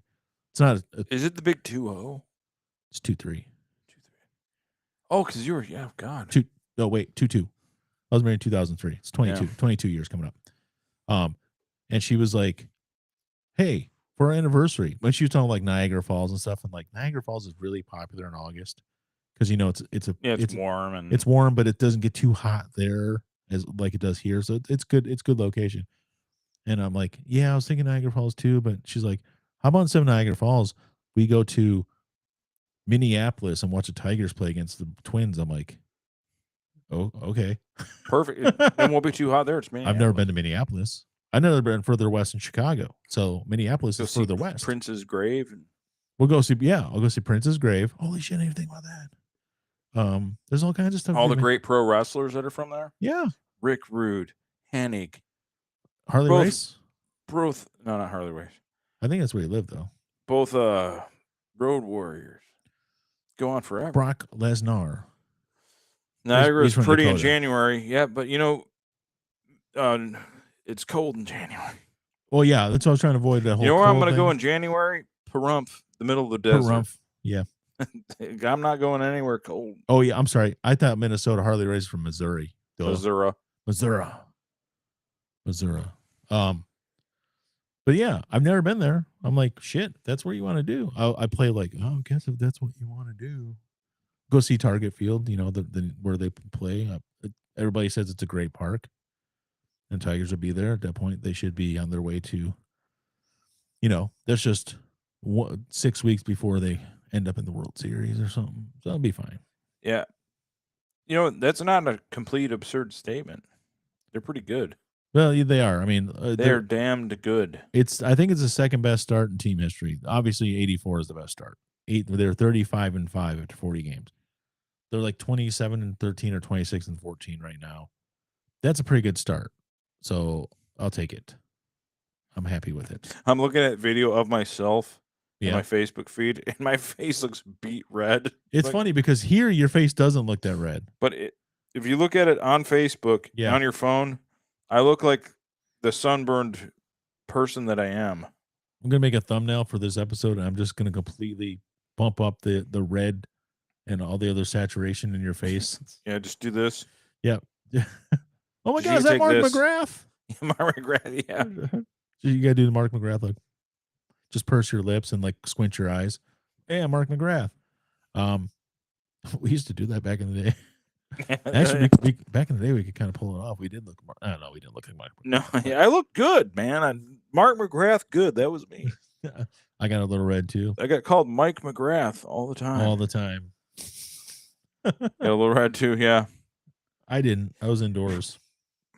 Yeah. I mean, I was outdoors when I went to the car, but then when I get in the car, I was no longer outdoors. Yeah. Well, I was outside all day because I was watching my sister's two boys, Kate. Yeah. Her boys came over. So I was out there all day. So I cut my grass, cut my dad's grass, and then I just hung out all day. And then I didn't realize I was burned until I took a nap and then woke up and I thought I was sick. I thought I had a fever. Yeah. You were hollering? There you go. You're outside just hollering. And so you just went outside and started yelling at shit? It was probably his occupation. Oh. 10 now, 29, 49, 59, 10. I want that job. You should combine your two loves, auctioneering and DJing. You can be the hardstyle auctioneer. Well, yeah, give it down. But you have your own beats, and you can just hardstyle. You can just call the auction to the beats of the music you made. Hardstyle auctioneering. That's what it is. Yep. That sounds just like one of his songs. Yeah. I don't have quite his rhythm. No, but he could do it. He could do it. Gotta get up. Gotta get down. Yeah, it's perfect because we're Radio Underground, and then it's Keep It Underground. So. Yes, no, it absolutely is perfect. I will give you credit for one thing, Mr. Busy. Your audio recording is the perfect level of audio because, like, things I've recorded and I've got a lot of musician buddies, and everybody's great. A bunch of them can play the shit out of it. They're amazing, but you have the one thing that they and I don't have. Yours is your level's like loud. I play it like when I watch it back, I can hear your shit like clear. Like when I play anybody else's stuff, it's like kind of low in the mix. Yeah. So you did a good job with keeping the audio up. I think practicing to the drum and bass, doing the hardstyle auctioneering, it's a YouTube sensation waiting to happen. Obviously, it's gonna happen. Twitch. He's on Twitch. Twitch. I mean, but you could do the YouTube. But you know what I mean. I think. Well, Mr. Busy, by the way, you guys, he's a friend of ours. He is a content creator. We're not talking to a random nobody here. Yeah. He's a fantastic content creator. But I mean, he live streams on Twitch, but I think he archives it on YouTube. Well, that's what I'm saying. You can still do it on Twitch, but I was thinking more like you're making, clips for like a YouTube type thing. You know what I'm saying? Yeah. And I'm telling you, man, that's it. You can make so much money. You sent it out to Benny DZ. Yeah, I got to use that, dude. Yeah. Like, here, dude. Here's $50. Turn all my shit up. You fix it. Yeah, fix it. Or whatever whatever. I'm sure it's a good rate. I'm just saying, combine those two, social media hit. You can make money on it. Yeah. It probably won't achieve the same levels as our Waffle House video, but yeah, the funny thing is the Waffle House video. We're going to talk about this. Yeah. So, Mr. Busy, we had one thing go viral years ago. Yeah. And it was the old person leg break thing. Remember that one? Oh yeah, yeah. Was it from extreme? Was it Vertical Limit? Vertical Limit, yes. So I did a meme from Vertical Limit about being old and falling. Falling, your leg just breaks. Yeah. But I took it from the movie. Well, this one I did this was a few years old. Yeah. And it never really did anything. And all of a sudden, someone found it and reposted it. Somebody that obviously, I don't know who it was. Someone has power. Someone who has a little bit of power reposted it. And let me see here. Because we're a couple of nobodies. Well, yeah. This changed everything. Let's see what it's up to now. Here we go again. Got a bunch of notifications from it. Oh. It's been a steady stream of people. I guess. Okay, here we go.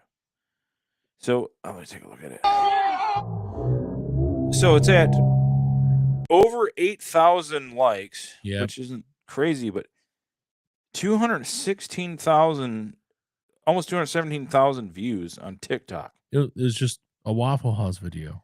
And then we had the other ones at like 1.5 million, the one with the leg break. Yeah. But this one's like surging. And I did it a long time ago, and here it is taking off. I went on TikTok. Play it if you got it. Okay. So what I did was I just took it's a Waffle House fight. Some chicks working at Waffle House. Big brawl breaks out. They throw a chair at her. She blocks it with surgical precision timing. Yeah, she's seen chairs thrown at her before. At Waffle she's House. been in a lot of fights. This chick. Just at Waffle House. Some dudes like. Hold on a second. You don't have to quit talking, Brian. I'm sorry. She's seen a lot of Waffle House brawls. So I got to download it. I got to send it to myself. God damn it. Yeah. I went on TikTok to look at it, and the video I'm looking at now is how to make homemade copycat Crunchwrap Supremes. So that's actually a really good idea. I'm watching this redheaded chick make Crunchwraps at home. Sorry. Well, that's all you need. You fuck her show. Well, we made. I would rather do that. The first than thing that popped up. Actually, we made Crunchwraps at home last week or the week before, and they were pretty awesome. So I got to send this to myself so I can play it for Lee. Yeah. Sorry. Waffle House is delicious if you don't ask questions. You're right. If you just take it for what it is, it's great. If it's a bunch of trouble, never mind, is what Lee said. Like, no, busy. Okay, so here we go. We'll do whatever it takes. We'll do what needs to be done. So here we go. Put this here. So Mr. Busy hasn't saw this meme. So we're gonna play it here. This is the Waffle House fight. And then I dubbed in a Hancock meme with it from the movie Hancock. Mm-hmm. For some reason, people love the mix in. Here we go. All right, here we go. Let's play it. It is going to take a second to play it because I got to upload it real quick. Did the Jamie Presley one was it always up there in numbers? The Jamie What? I Presley? always forget about that one. It does pretty well. 204,000. And then there's the Limp Bizkit West Borland one that does. Okay. The Outlander one. Right here. Okay. So we're getting. She blocked the chair. Boom. Perfect block, right? Look at the block.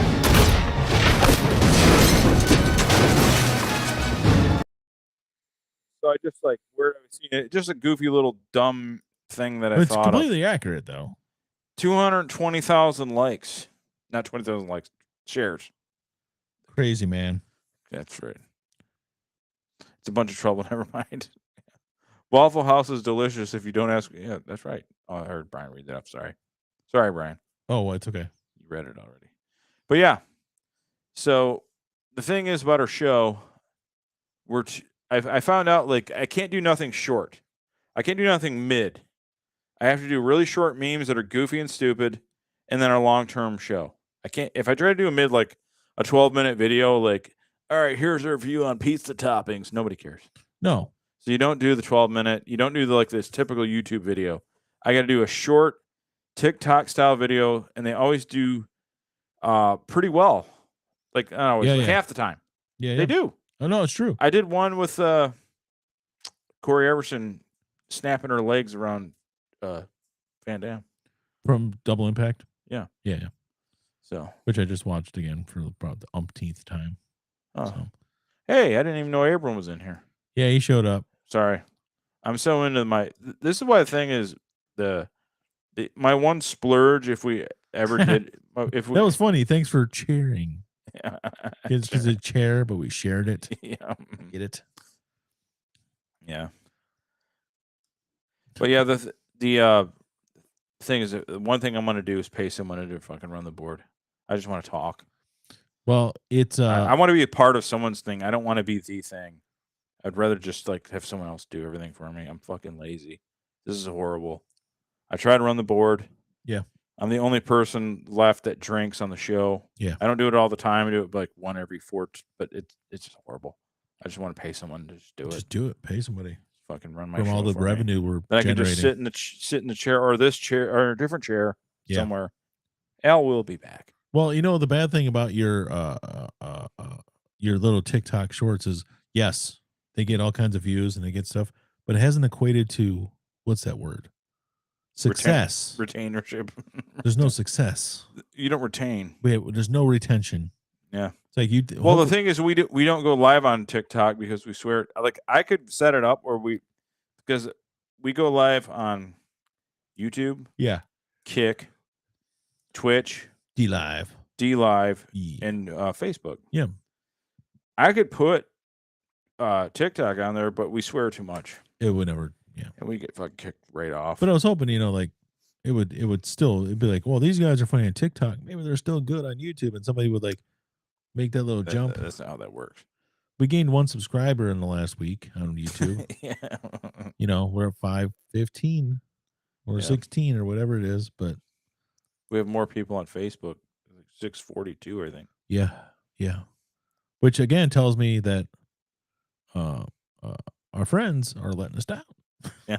Our friends. We have this many on Facebook. This many on YouTube. Do the math, guys. Just do the math. Do it. Get off your fucking asses. Now, we've been in the game a long time now, folks. Way too long. Way too long. Probably should have quit a long time ago. Probably. To be honest with you. But we're cucks. We like it. Yeah. I like embarrassing myself for no fucking gain whatsoever. Yeah. Yeah. By the way, check the Premise Land out. Please. He's on YouTube, and he needs your money also, so just help him. Help him out. I think though, if you were like a live streamer and you were like a quality live streamer, like we're not. Yeah.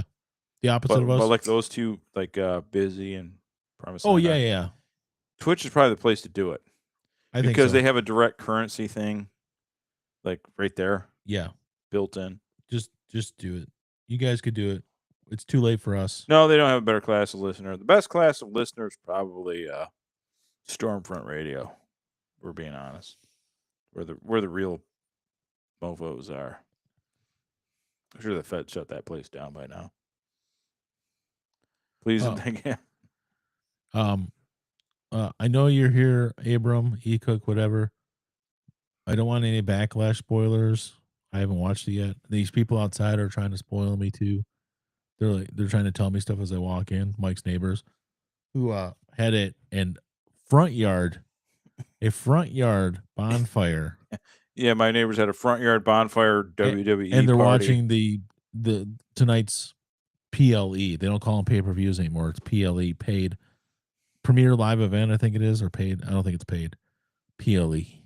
That's what they're having tonight. It's just a pay-per-view, but they're watching it. I don't want to give any spoilers. That's what I'm just saying. Is it done? Yeah, I think it's a shorter one. It's not like no, the UFC's still going. They start at 7:00 though. Okay, so it's probably like 7 to 11. And I think as far as I know, there's only 4 fucking matches on the whole thing. But whatever, maybe they added something. I don't want any spoilers though. I'm gonna watch it tomorrow. So, Premise Land said I would be streaming, but I keep forgetting to grab that mic from you. Yeah, I had a bad gout flare up, so I haven't left the house in a week. Ooh, that ain't good. I have the mic though. It's still here. Anytime you want it. Yeah. Anytime you want it. I know you don't want to drive all that way either. It's pretty far. It's like 2 miles and a half. Yeah. I keep forgetting. Funny thing is about Premise Land, he lives like 2 miles away. Yeah. He's related to Brian on Brian's side of the family, not mine. Yeah. I've never met him one time. I'm so shocked. I thought for sure you'd met him before, but no, never met him once. That's crazy, man. We're miles apart, man.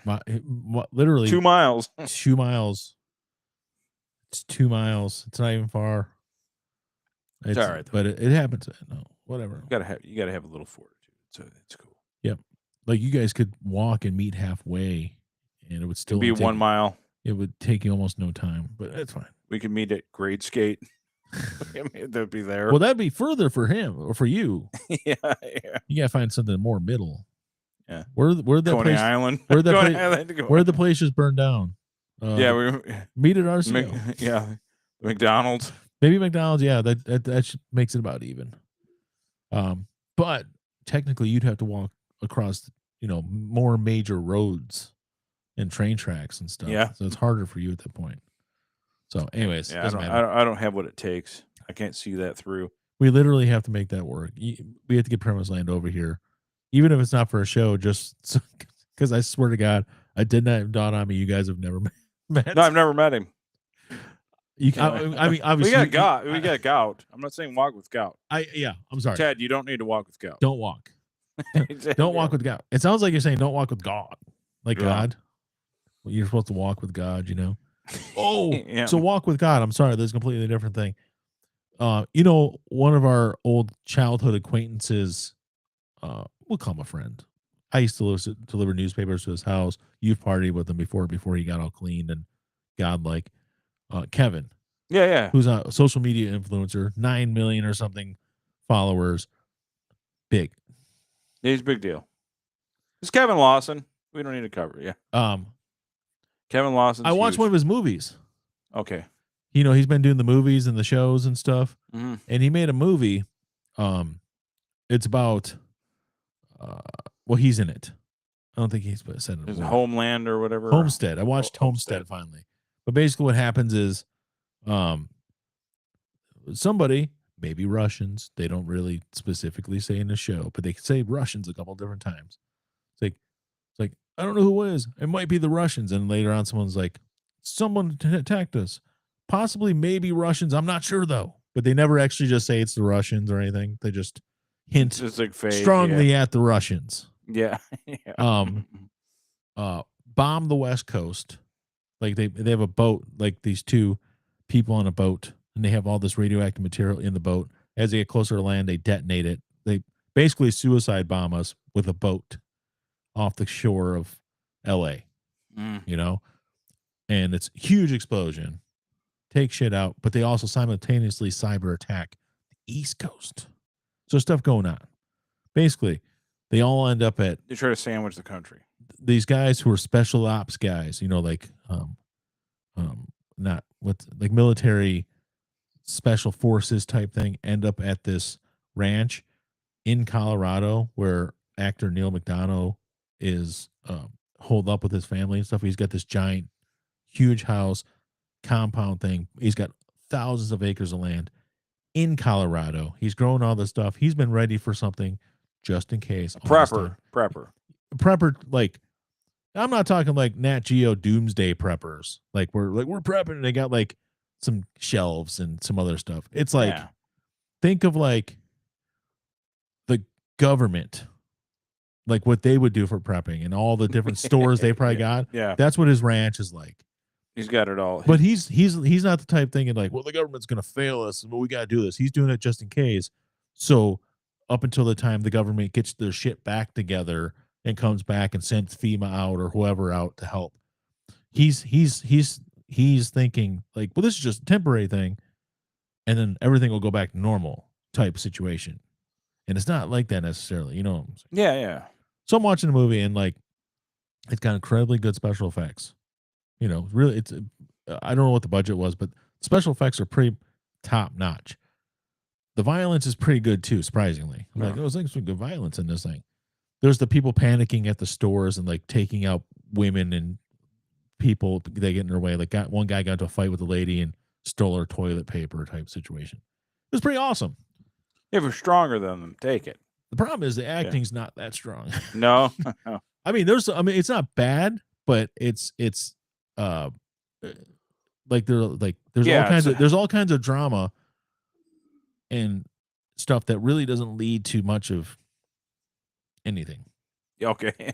You know, and then also there's religious overtones in it too, which isn't exactly my taste. You know, I just watched it because I've had it for a while, or I've seen it for a while. I'm like, you want to see like kind of a modern Red Dawn type thing, yeah. Yeah, but it very like especially the guy's wife. She's like something happens and he gets hurt, and she's like, so I just prayed to God and I kept praying and praying. I'm like, okay, that's fine. What's for you?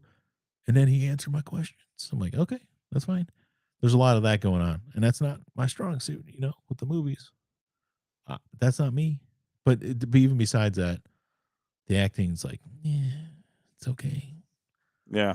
I barely finished it. No, really? Is it like a series or is it a movie? It was a movie that led in. Now there's a series. Okay. So the movie led into the series. And Kevin's in it. I saw him at least 4 times. I did not say a word. He's like an operator, right? He's got a gun. Yeah. Yeah, he's an operator. And he's in fact, he when they did like the little war game thing to kind of train people, the main actor of the movie almost took him out, and he's a civilian He almost took out this guy. It's like, whoa, you can't take Kevin out. He's special ops. You're not taking out a Spec Ops guy. So it was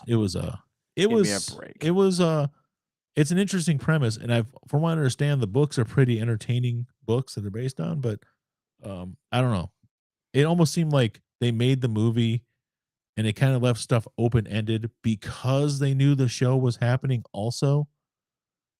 Instead of like, we made this movie and then like a little while later, like, we could follow this up with the series. Like, they knew about the series beforehand, so they just left the movie kind of open in spots. So they had plot points when you got to the show itself. Yeah. And I think that's what kind of threw it off a little bit. Oh, yeah. But it wasn't bad. Like I said, the special effects in it were like surprisingly good. It was really decent stuff. What streaming format can you watch this? Well, how did you watch this? I don't want to say. All right. It wasn't quite legal. Okay. But they do have an app for the studio they make it. It's called Angel Studios, because it's all religious influenced stuff to a certain extent. Okay, yeah, it's Christian. So Kevin's a Christian. Yeah. In fact, there was a sci-fi one they had last year that had the same guy from this. Kevin's in it too, and Mr. Sean Astin in it too. I have not watched that, but it's the same studio. Yeah. They made one. They had a movie that came out last year. It was a giant hit with the guy from The Passion of the Christ and Frequency. Mel Gibson. Well, no. Jim Caviezel. It was called Sound of Freedom, where he was like an agent who went into the jungles and was freeing all these girls from human trafficking and all this stuff. It's a huge hit, and they made that too. So I like anything Uncle Mel makes, because he's tried to warn us about the Jews, and he's one of those guys that even if he may be crazy, all of his stuff is really entertaining. Oh, he's good. Tom Cruise is fucking nuts. He's but you know what? Damned good. Tom Cruise is crazy and he's a Scientologist. Do normal people like us make anything decent? No. And I'm not even normal, but I'm just saying mostly normal people can't make. You got to be a little out there to make anything worth a fuck. Yeah. If you're not somewhat crazy, somewhat delusional, like you were talking about Daniel Day-Lewis, right? He's crazy. He's fucking batshit crazy. Great actor. Like, you'd think years of like studying being an actor, he could just be Bill the Butcher. No, he's got to be. He has to be Bill the Butcher, like when he's eating a shawarma. Yeah, in the fucking catering. There's very few times he breaks character when he's making a movie. And well, Val Kilmer just passed away. Yeah. By the way, rest in peace. And he wasn't. Well, when he was Jim Morrison, he was very method. But what did Kyle Reese say about him? Michael Biehn. What did he say? They said, how is it to work with Val Kilmer? He said, I don't know. I only worked with Doc Holliday. He literally never met Val as Val. Yep. Ever once in his life. Yep. So he doesn't know. He doesn't know what Val Kilmer is like at all. Yeah.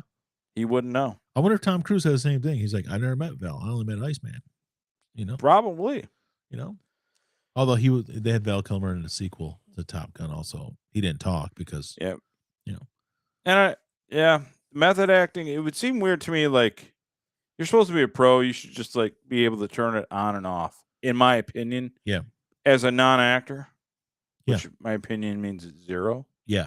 But no other actors would respect your opinion. Yeah, no. And I don't want it. They shouldn't. And I don't want it. But it would seem to me, it'd be kind of like like fighters talk about, you channel this evil, right? You're evil for a fight. But at home, you're not. Can you imagine them going home just being evil? No. It don't work. It don't work. I mean, there's people that go method for a certain part of it, like especially when you're starting off. Matt Damon did it. He lost weight for that the war movie where it's like they're investigating the murders of these soldiers. Yeah, I remember that. He's Courage on the Fire. Yeah, Courage. He lost weight for that.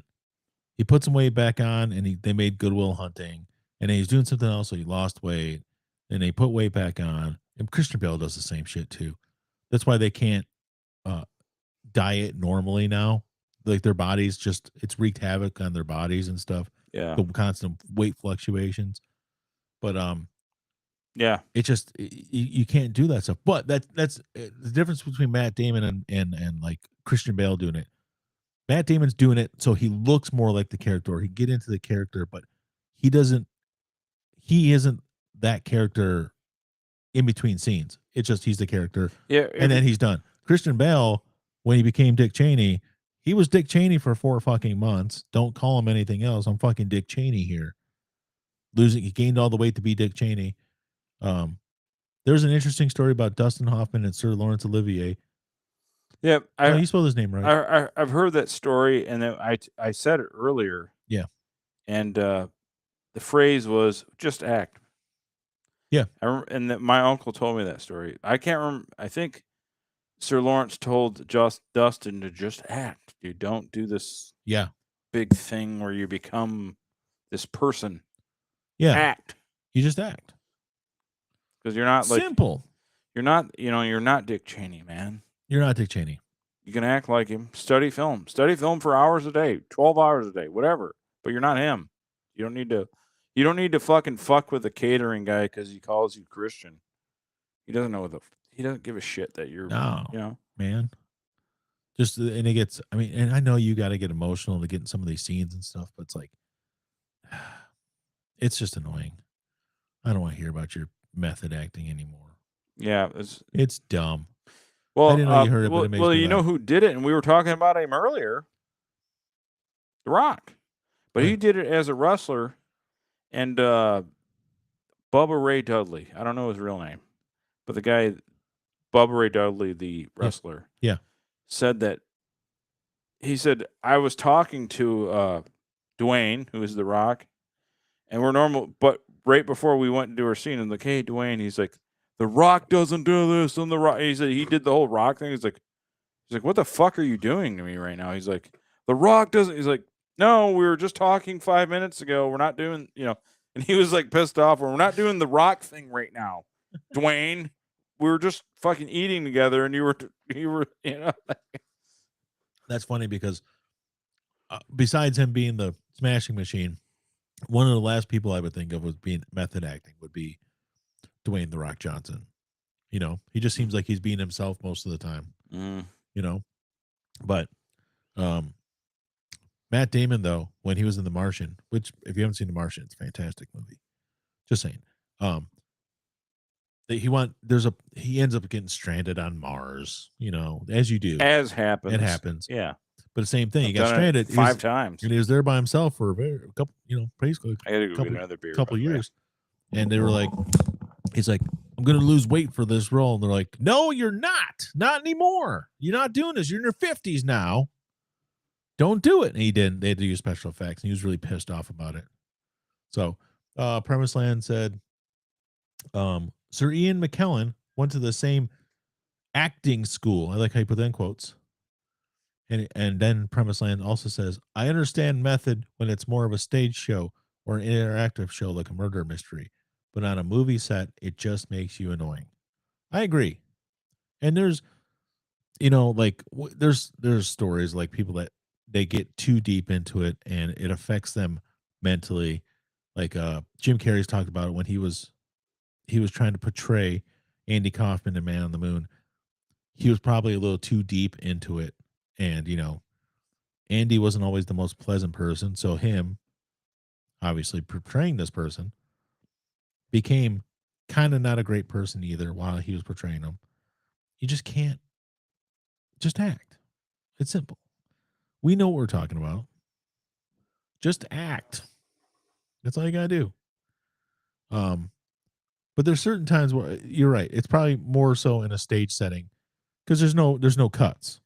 Like if you're doing a play or something, you get into that character for 2 hours while you're doing a show, a play, and then you're done with it. So that is method, but it's not. It's obviously not the same sort of method and stuff. But because if you're filming a movie for 3 or 4 months and you're in character literally every second of the day, you're right, fucking annoying. So fuck you, Daniel Day-Lewis.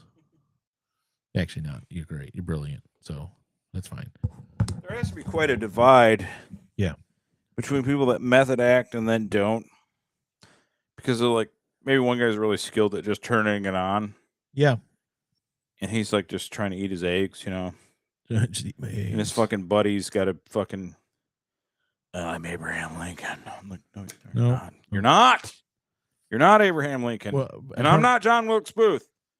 Okay. Premise Line had a good point. It's like, Like, method makes more sense if you're doing like a Broadway or a stage play show, because you might be getting into the character and maybe you're acting like that character before, but you're only doing it for a couple hours. You're not doing it after the show or before the next day's show. You're just doing it during the time of the show. Yeah. Whereas these people who are on 4, 5, 6 month movie shoots and are doing this the entire time need to fuck off. Yeah. Basically, you can't. You're not doing it. You're not doing this, me. It's the fucking weekend. I'm not filming this weekend. You're not pretending to be fucking my left foot this weekend. But you know what would be my thing that would, like, if I had a buddy that was method acting and I'm filming with him and he did address me as Mozart. I'm Mozart. Don't talk to me as Willie. No, I'm Mozart. I'm not Willie. No, you're Willie. And then he goes and like drinks and they have a few drinks and then starts banging chicks in his trailer. Yeah. I'm like, motherfucker, did you make them call you Mozart while you're banging them? No, you fucking partied and you were Willie. You're a fraud. You're a fake and you're a fraud. You're a fraud. Because they break character when it's getting pussy and things like that. Probably. Maybe not. I don't know. I don't know. Maybe they got the frill. You can do the Mozart. Would Mozart get pussy? Well, I don't know. Maybe Christian Bale was like that when he was filming fucking American Psycho. Maybe that should be the name of our episode. Could Mozart get pussy at a club modern day? That's a good question. Like, could Mozart walk with his, what do they call that frill? That thing, that puff? Really puffy shirt on thing. their fucking shirt. I really don't know. They got the powdered wig. I know what a powdered wig's called. Yeah. The powdered wig and the puff. Well, we're powdered wig experts. We wore some a couple times on the show. Absolutely. So, but could Mozart go into a club present day? Yeah. I'm thinking about, though, he would stand out so much that he might. He'd get some attention. Yeah. Definitely. Well, especially if it was a musician party. Yeah. And they're like, hey, dude, let this fucking weirdo get on the keyboards for a second. And then he'd rip. And everybody like, all right, yeah. And then, yeah, Mozart would get laid. You would play an instrument. Busy said the drip is real. That is true. Yeah. Mozart would get on any instrument and just rip it. And never mind. That answers itself.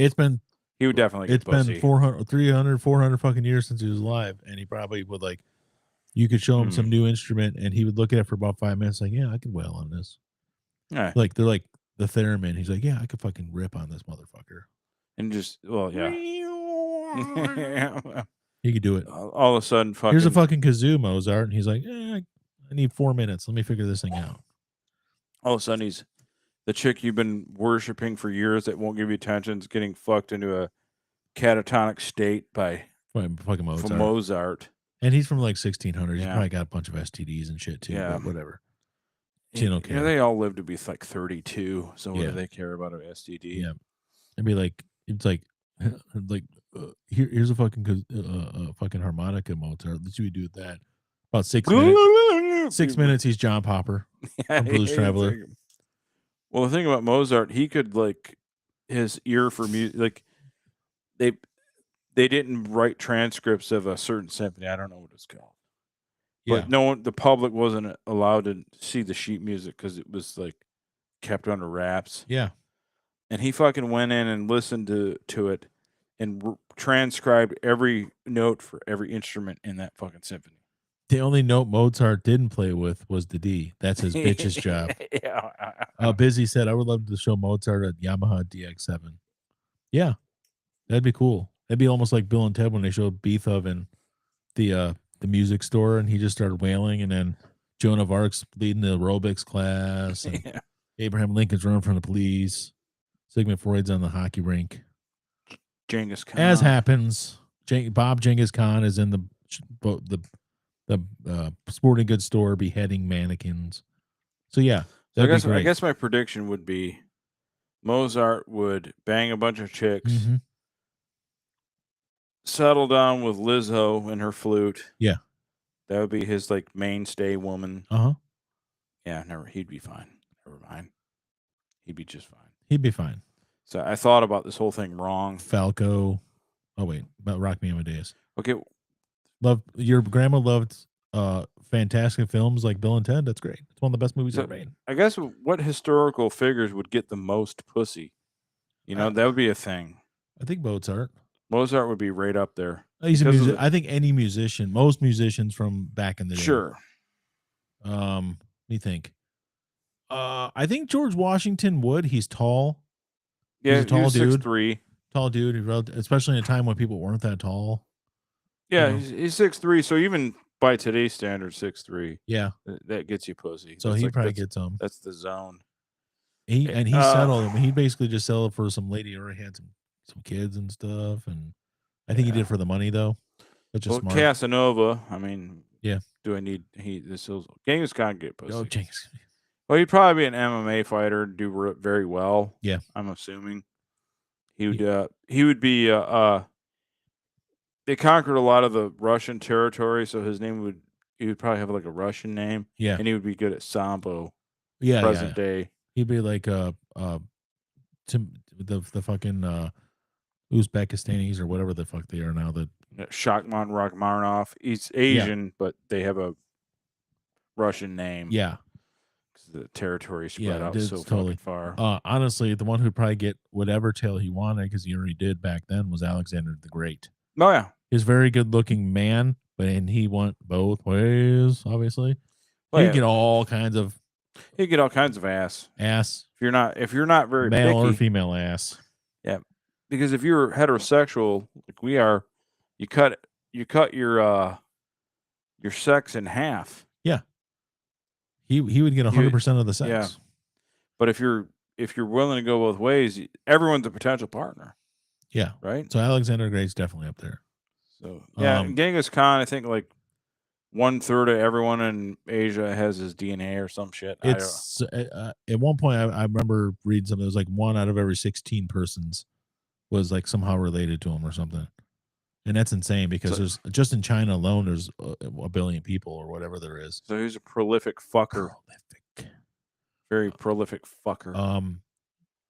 On the opposite end, on the other gender, Cleopatra was supposed to be hot as shit. No, she'd probably get a lot of. You know, all she'd kinds probably of get a lot dick. of dick Yeah. for sure. So again, she'd probably get whatever she wanted. she'd be like be fucking. She'd probably get dick and the vagina, both. Whatever She'd she give needed. whatever she wanted. Yeah, she'd be probably have a guy from the NHL or something, or That makes sense. NHL players. Shooter Sanders would be fucking her. Somebody Yeah. would be out there doing it. There's, I'm trying to think of more people that you always hear about. Historical people to get pussy. And we're basing this on they're not like forcing people into this. This is just like people are going to be immediately interested in them You're sexually. drawn to them. Let's think. Shaka Zulu. Yeah, For obvious reasons. People love the BBC, you know. yeah. Um, Mandingo. yeah, all that stuff. Yeah. Then you got. Are there any French people I'm forgetting? Probably. Mm. Van Gogh would probably get some because he has Yeah, the depressed artist thing, and like he'd get like goth chicks and everything The too. goth chicks, he'd have a harem of goth Yeah, chicks. There'd it's be no like- doubt. He's always depressed. They'd be licking him clean. That's They'd be cleaning him. They'd be draining him. yeah. Van Gogh would be fine. He'd be doing well for himself. Magellan, because a guy that travels a lot. If you more you travel, the better you do, That's true. because you're from somewhere else. That's Girls true. always like exotic. That's so true. Good point. Magellan would be like banging. He'd have a YouTube channel. Hey, I'm Magellan. I'm in fucking Caracas, Venezuela. Yep. Fucking this Latina. Totally. And then he goes, to Tahiti, wherever he goes. So Magellan would probably get a lot of pussy. Yeah. In my opinion. Yeah, that's true. Let me think. Trying to think more people. I'm running out of countries in my head though. Oh, like fucking probably like Leif Erikson would probably be getting some. Oh yeah. Sure. Like fucking Leif Erikson, Charles Baudelaire would have all the God checks. You're right. That's a good one. That is a good point. But Leif Erikson, like well traveled, obviously. He's got that Nords Nordic are tall if you're Nordic. tall. I think Mr. Busy has Nordic blood, I believe. I think he told me his name was Finnish or something. I won't say his name. Yeah. So he's Well, based on my ancestry, I now also have some Nordic in me. Oh, do you? Yeah, just I have discovered like it. none. Just discovered. So there's that. I'm pink, but I don't have any of that Nord stuff going fucking on. Who else is famous? Let me think. Trying to think of some of the. Oh, I mean, obviously Rasputin already had all the chicks. Well, Rasputin has a big dick. Huge dick. It's in a jar. If you don't believe me, look up. Yep, Finland. Yep, that's it. Look up Rasputin's dick in a jar. Yeah, it's huge. He had His all dick kinds in of a jar, and it's massive. It's like this. It's like people joke about, oh, you got a giant baby cock. leg. He literally had a baby leg. So Rasputin had a massive dick, and for some reason they put it in a jar. I don't know why. Yeah, I still haven't figured that part out. You have northern Michigan ancestors. They settled there and worked in the copper mines. I heard about that. When you're Nordic, the ladies want the Nordic in them. Hey-oh. It's true though. It's true. Yeah. Let me think. Fuck. You know what? I would love to bang Pocahontas. So I'm just saying. Well, when she was of age. Well, who the hell wouldn't? When she became of age. Yeah. Obviously when she was over 18, because she was under when she was with John Rolfe. Yeah. I'm talking about when she got to be of age. I had to think about that for a second because I'm not being a perv. Yeah, I mean, well, for their time. Yeah, you gotta go. You gotta do that for their time. For their time, yeah, that's true. Good point. But she had that, I don't know. I've never actually seen a picture of her. So I shouldn't say that. I'm basing it on the cartoon version of Pocahontas. Like, you want to fuck the Pocahontas? No. Cartoon? That's fine. I'm just assuming in my head. So I've seen the cartoon version of her. She's good looking for a cartoon. I hold no judgment. The real life version. I'm not here to tell you what to think. That real life version's got to look probably as good as the cartoon version, right? Sure. So if that's the case, Mulan also. Just saying. Yeah. Not like the Asian. Yeah. But I'm not discriminating because if fucking Snow White or Cinderella was real, fucking hey, you'd be able to believe that shit. They were good looking women when they became of age. There was a YouTube channel that does AI. Yeah. Of people, what they look like, and then talking. Yeah. And there was a couple of them that chicks that looked pretty hot, but nothing stands out. But check it out, AI historical people or something. Yeah, I'll check that out. And they do the best ones are done through when photography was around from 18 whatever. Yeah. 30 on. So there's pictures of all the Wild West people. Oh yeah, Calamity Jane, she was ugly by the way. Oof, she was ugly. Annie Oakley was pretty hot, or decently hot, but you can get people from I don't know. They need to do the drawings back. So Mona Lisa, the AI Mona Lisa was hotter than the painting. I will say. Oh yeah, she looked kind of like caramel skin, kind of hot. Well, there was one. Fuck Mona Lisa, I thought of one for ladies. I mean, if you're into evil people. Yeah, which ladies seem to be. They can't get enough evil dick in their life. You ever seen 20-something Joseph Stalin? Oh, he's beautiful. He's a handsome man. Yeah, objectively. So he'd be getting it. There's no way. I mean, he would get if he wasn't. Even if he wasn't in power. Was Hitler good looking? No, when he was young. I never seen pictures of him. I know he's a good soldier, but he got awards and shit. But I don't know if he's good looking though. Apparently, people thought Charlie Chaplin was handsome. I always thought he was weird looking, but that's where Hitler got his style. Yeah, that's seriously. True. So where he wanted the mustache. Yeah, but even Charlie Chaplin, outside of playing that character, didn't have a mustache. He never really had it. I guess people thought Tesla was hot. Funny thing about Tesla, he incel. Oh, I believe it. Never fucked any chicks. Harry Houdini was considered hot. Yeah. And he was in shape. Nikola Tesla was, he wasn't incel. Girls wanted him. He was a vol cell where he just didn't care. Almost like a monk. Well, he probably did his best thinking when people weren't fucking around and messing with his mind. You know, leave me the fuck alone. You know. You know what? Thomas Edison looked just like Chael Sonnen. Yeah, You ever that's see true. that picture? Yep. He looked just like Chael Sonnen when he was young. It freaked me the fuck out. That is weird. I don't know how anybody never picked that up and like put it side by side. I never did that. Mm-hmm. Chael Sonnen and fucking Thomas Edison look like the same guy when they were young. That is crazy. Weird. I mean, I don't know he's like super ripped or anything like Sonnen. I doubt it, but he looked like him face. Oh, there's certain people. Apparently, there's the guy who did the Rorschach test. Mm-hmm. Rorschach. Mm-hmm. There's people that said, "Oh, he looks just like Brad Pitt." I don't see it. I don't think he does. You can't see from there, but he doesn't look like Brad Pitt. No, he looks. I mean, he's not an. That dude died at 37. I didn't know that. Anyways, I was trying to find more. Yeah. I'm trying to find more, but not a lot more popping up. That's all right. But it's just you're right. I'm gonna think about it. I mean, my judgment's been swayed by movies and cartoons and other stuff from our time. So it's like I don't know what these people actually look like. Like I know Joan of Arc doesn't look like Jane Wiedlin from the Go-Go's like in Bill and Ted. But in my head, every time I think of Joan of Arc, that's what I think of is the dark hair chick from the Go-Go's. I'm assuming she was probably pretty ugly because she passed for a boy. She did. So, but remember, a lot of those boys were, especially in Britain and France. Yeah, a little femboy. They were femboys. Totally. Like if I go to a castle, a femboy might be all you're getting. Mm-hmm. Like you go into the castle and there's like, okay, there's no girls here, but like, I guess he'll do.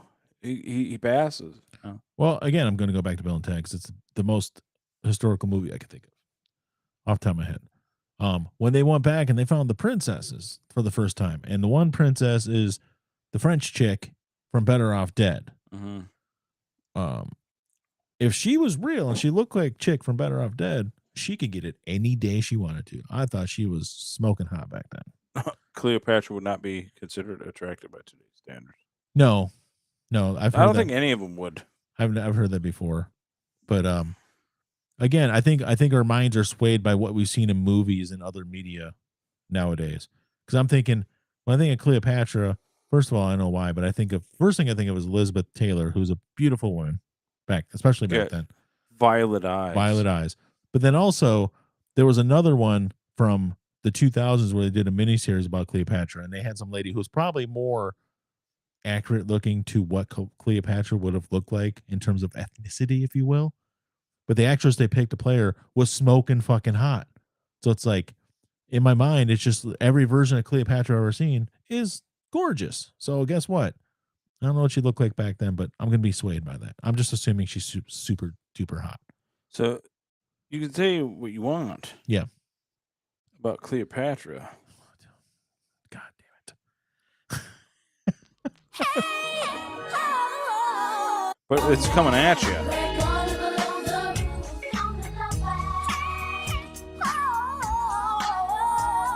Her voice is shit. We need education.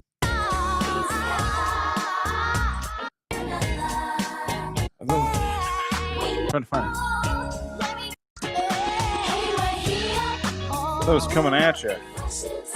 She never said it. I know she says it though. I've heard it before. Cleopatra coming at you. Coming at you. It's happening. I know it happens in that song somewhere. Anyways, Yeah. We said Cleopatra one too many times, people, and that's what's made Mike play that song. Coming at you, Cleopatra. There's probably many we're not thinking of, but I know Eleanor Roosevelt. No, I was kidding. Yeah. There's many. There's many. She probably would have given you such a sucking. Oh, Eleanor Roosevelt? Because her man was lame. Yeah. Literally. No, I mean his dick ain't working, so she's gonna suck you. And she was off. She's very homely, so a lot of people probably didn't want to, have regular sex with her. She probably had to learn to be a good with Suck the life right out of you. She probably had to practice those blowjob skills. Yeah, to get Yeah. anything. Yes. Well, he's So- in a wheelchair, so he's not giving the dick. Yeah. Well, He ain't giving it. I'm assuming that she had some relations because she lived for 20 years after him or something like that. Maybe she had some I don't know. Also, she probably could have been a lesbian looking at her. Yeah. It happens. But there's many. I'll tell you one that like I saw a picture of her and I was like, holy shit. Turned me right on. Uh-huh. JFK gets his head blown off, which is horrible. JFK blown away. What else do I have to say? Yeah. But Jackie O climbs toward him. Booty. Dude, she's thick. Yeah. She's got a high fertility rump. Yeah. Yep. And I was drawn toward it. Oh, I get it. Trust me, I get it. Drawn toward it. The rump. Yeah. No. She had it going on, as they say, I think. There was another one. I can't remember who this lady was, but she ended up becoming an actress and stuff, but it's like, a 1900s actress or late 1800s. I can't remember who it was. I'm going to lose it now. It don't matter. Someone said Hemingway, and I'm like, I don't see it. Hemingway looks weird. Again, I'm not trying to judge the men, but because I'm not an expert in handsomeness. I don't know who's handsome, who's not. Unless they're really standout hot. Like, it's hard to tell. Stalin only came up because there's people that make comparisons to the one dude from One Direction at one point. Okay. And there's some similarities there. But so I remember that one. But Charlie Chaplin. I think the old the old outlaw Jesse James is pretty good looking guy. Again, but I don't remember ever seeing a picture of him. So all I think of Jesse James is there was a fucking The Bride of Frankenstein was a bit sure. Yeah, there you go. That's true. Bride of Frankenstein was a babe. There was a Jesse James. It was actually Jesse James and a Frank James movie. And fucking Rob Lowe played Jesse James. So it's like I keep on thinking of Rob Lowe as Jesse James. Yeah. And Rob Lowe's a handsome man. What am I supposed to do? But Jesse James wasn't a bad looking guy. Yeah. He was decent looking. He was just not Jesse Billy the James. Kid was an ugly motherfucker. Oh yeah. He had snaggletooth and everything. Horrible. He did not look good at all. Abraham Lincoln was a weird dude. You think he had Marfan syndrome where he made him tall? Yeah. He looked weird. Yeah. Abe was not good looking. Not at all. I guess I don't know. The pictures I've seen, I've never seen any actual photos of him, but the portraits or whatever. Thomas Jefferson might have been a good looking man. Don't know. I think he banged black chicks. Did he? No, I was kidding. That. Well, at least one. Oh no, it was definitely many. Definitely many. He was into it. Whatever. Hey man, it's fine. Do you, right? That's what it's all about. Especially when you're a man of power, you can do whatever you want. Why not? And you're a white man of power too, so you can do whatever you want. Yeah, you have full lordship. Yeah. You have a harem. Your wife will also deal with it. She better. That's how it needs to be, by the way. Better. We need to go back to that. Yeah. You have a wife, and she accepts your other business because she's with a man of power. Oh yeah. So she's like, okay, he's banging the slave bitches. I gotta tolerate it. Yeah. I mean, look, let's talk about the great man Gene Simmons and what he does. That's what it's about. He's right. That primeval, monogamy is not how we're meant to be, right? No great man is. You want a companion with you to help guide you through stuff, but you get extra tail Danielle, on the side. shut the show off. She's in bed by now. Okay, but you get the tail on the side. That's what it's about. Yeah, your wife can help fulfill you in different ways. Sometimes that way too, but help you with your, the important things, matters of state and things like that. But the side pieces are just that, side pieces. They have no power. They're just tail. That's the way it is. No, it's a wet hole to masturbate into. Did you That's ever see when Gene Simmons, I think it was Shane Gillis he was talking to, and he was talking about that and stuff, and they asked him, he's like, well, or no, I think maybe it was Bert Kreischer. It was one of those two. He's like, well, I mean, Gene asked him straight. He's like, well, how many women have you been with? He's like, in my life, 6. And Gene Simmons is like, well, he's like, wait, 6.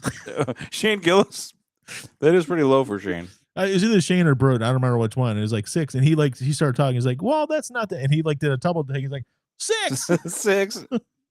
You would think. Gene's been, but if they've been, well, I think it would be Bert because Bert's been married a while, so it might be 6. Yeah, he might have like had a few in college, and that would be it. I can't remember exactly what it was. I saw the clip a few months ago, and it just popped in my head. But I farted horribly. I know. I think picked it up on mic. Yeah, from over here. Yeah, sorry. Ass the Ripper. But yeah, I can't think of any more historical people. I'm out of people that got the tail that could get the tail now. But Yeah. I like that. That was a good subject. Yeah, it's one of those things. Yeah. It's kind of like, I think there's people even like, because they're not necessarily historical. I guess they're in the past, but they're not historical. Yeah. Like Elvis would still clean up pussy now. Elvis, yeah. Elvis would still get laid right now. Come on. Elvis would get it. He'd really like, oh, no, 1956 Elvis would score anywhere, any day. Now he'd be like, dude, in a sexy red video with black chicks around him. Yeah. Or Elvis would be killing it. Not even 1956 him, but like 1968 comeback special black leather suit Elvis was still good enough to get whatever he wanted. No, dude, fat Elvis right now, even now.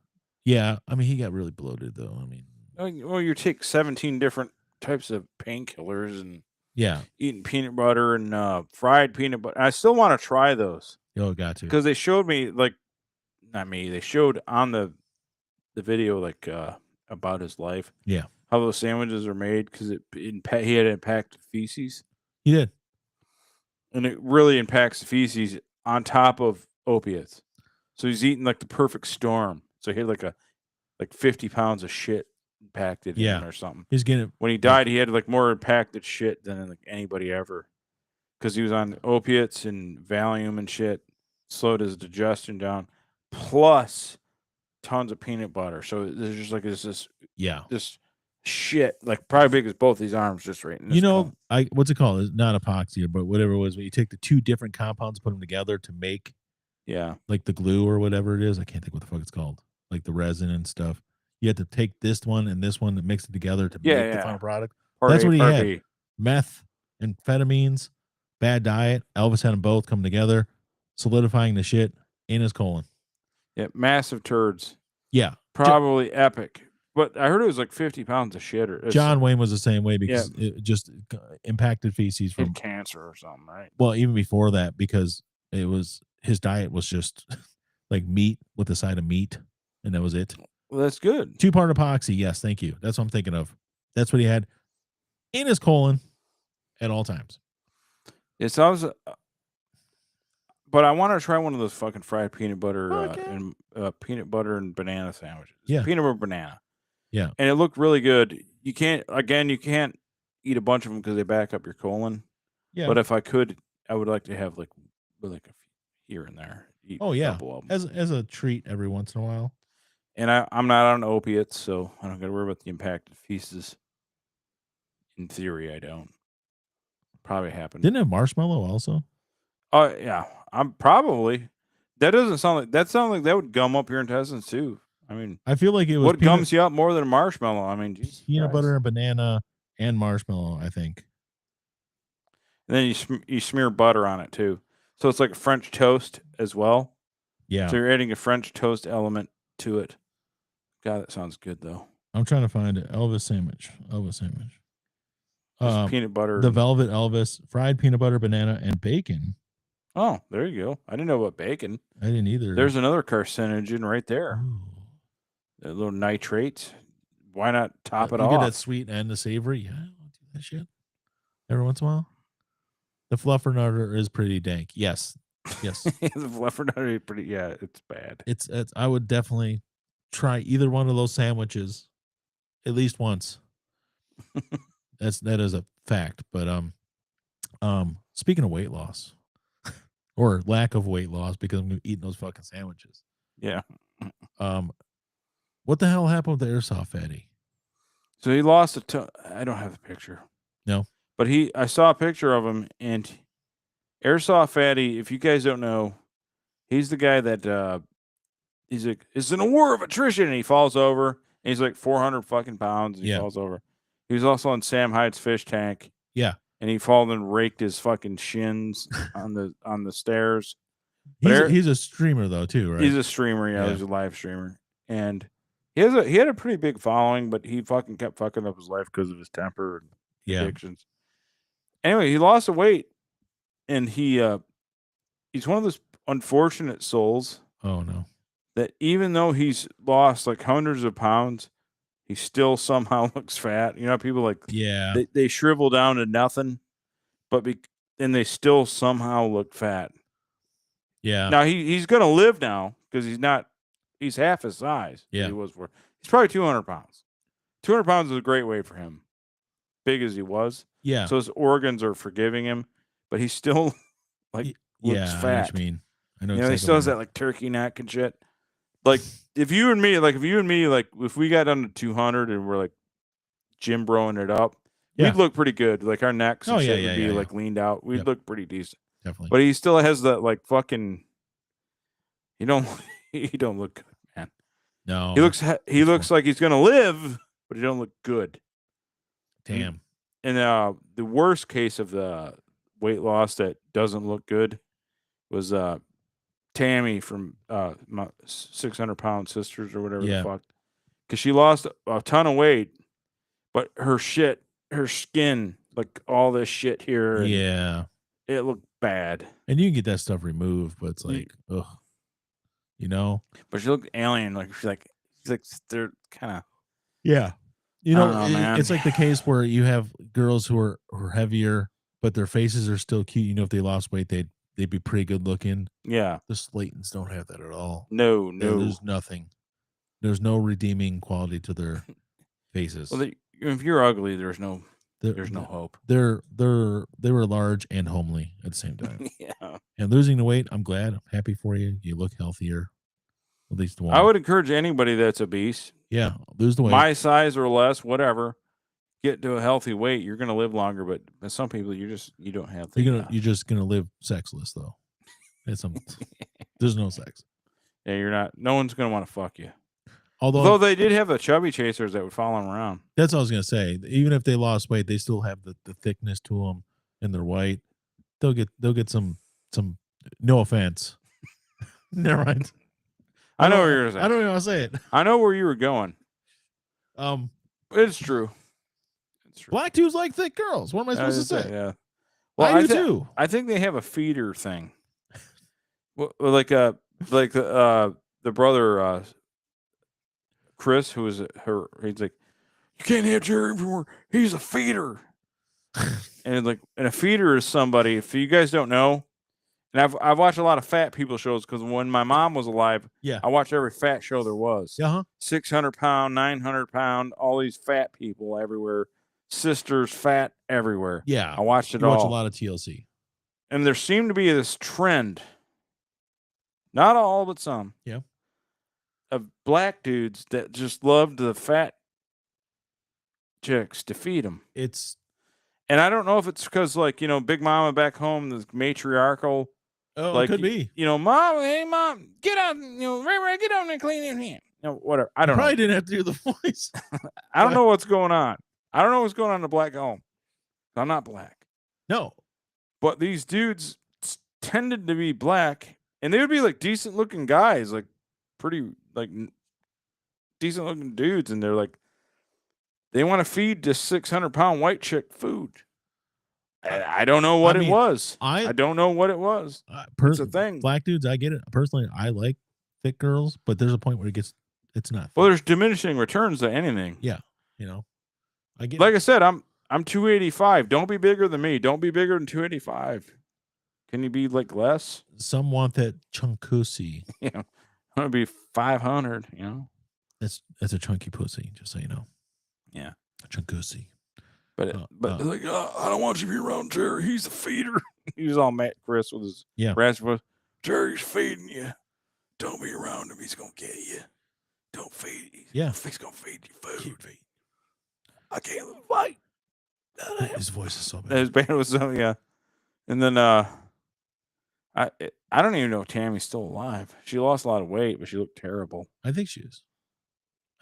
She went from 600 to like maybe 280 or something. Something livable. Yeah, it's just. I mean, it is just sometimes you're one of those unfortunate people that no matter what you do, you're just not attractive. I think for any person, because the term flatzo. Yeah, it's a girl that's like I just don't get that still. Big. How it works. But they have that Tasmanian devil body. Yeah. Where there's just nothing. Yeah. That person just needs to lean out much as they can and just be pretty as they can. And then get implants. Or something. Sorry. That's so rude. I didn't mean like, that. Like, what is the male equivalent to flat? So maybe a guy, like, you ever see those dudes that got the big ass? Yeah. But narrow shoulders? Yeah. And they're like 350, but they got... If you're 350 and a dude and you got narrow shoulders, you're probably...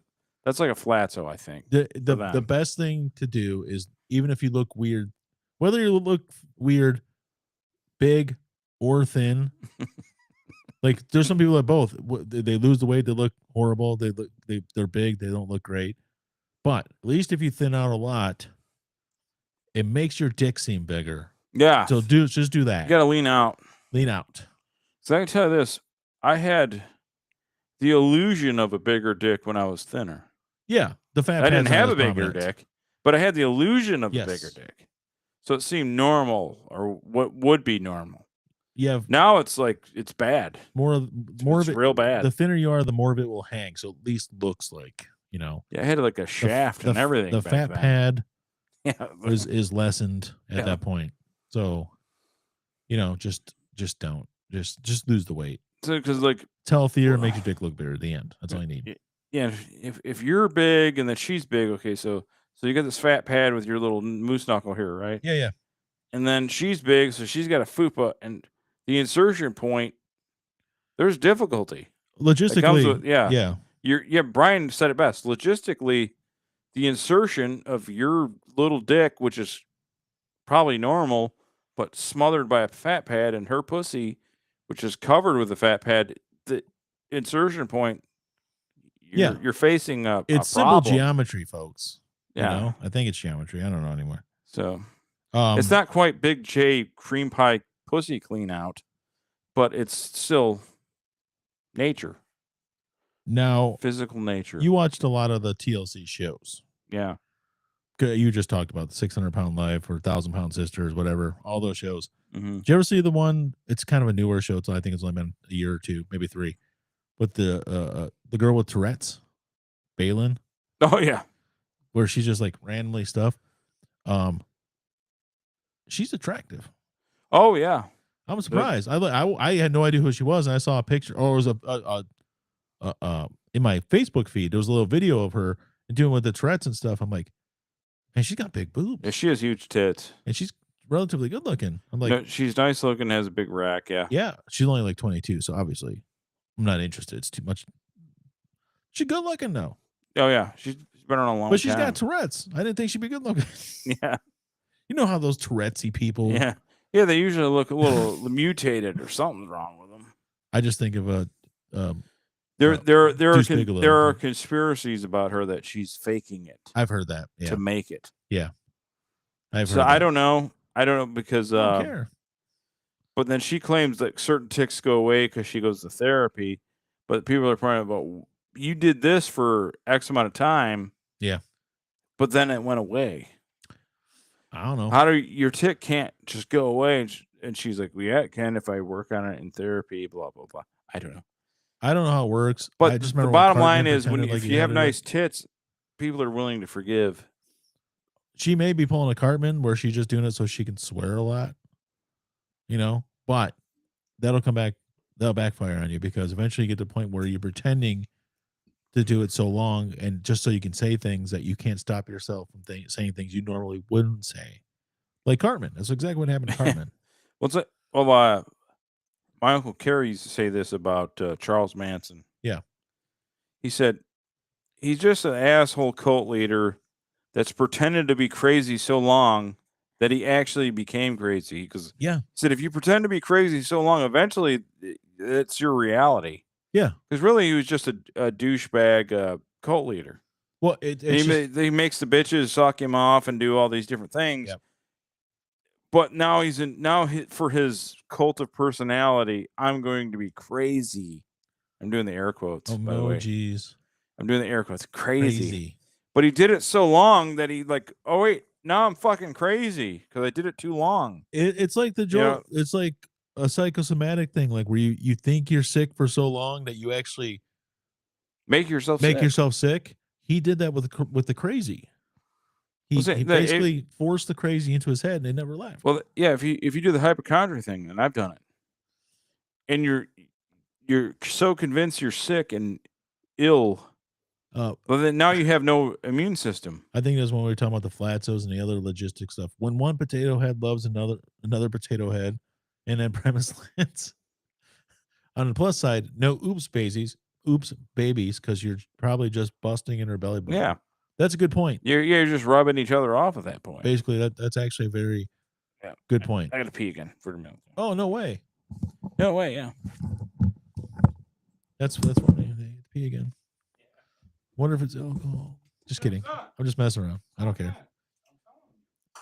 You're an adult. You can drink. Anyways, but yeah, if you guys haven't seen it, it's a pretty funny show. It's on TLC. I don't know what the fuck it's called. It's called Tourette's Girl Boobs or something. Her name is Balin. It's a very interesting show that I've never seen. Again, I've only ever seen clips.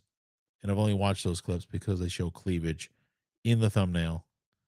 So I was like, well, I'm a old pervert. I'll just check this out. And that's what happens at the end. So I have nothing left to say until Mike gets back. Just going to be radio silence till the moment he walks back in here. I promise. I will not say another word until he walks back in the room. He's going to the bathroom. He just walked in the bathroom. Actually, it's too bad Phil isn't listening tonight because we're going to bring him up in a second.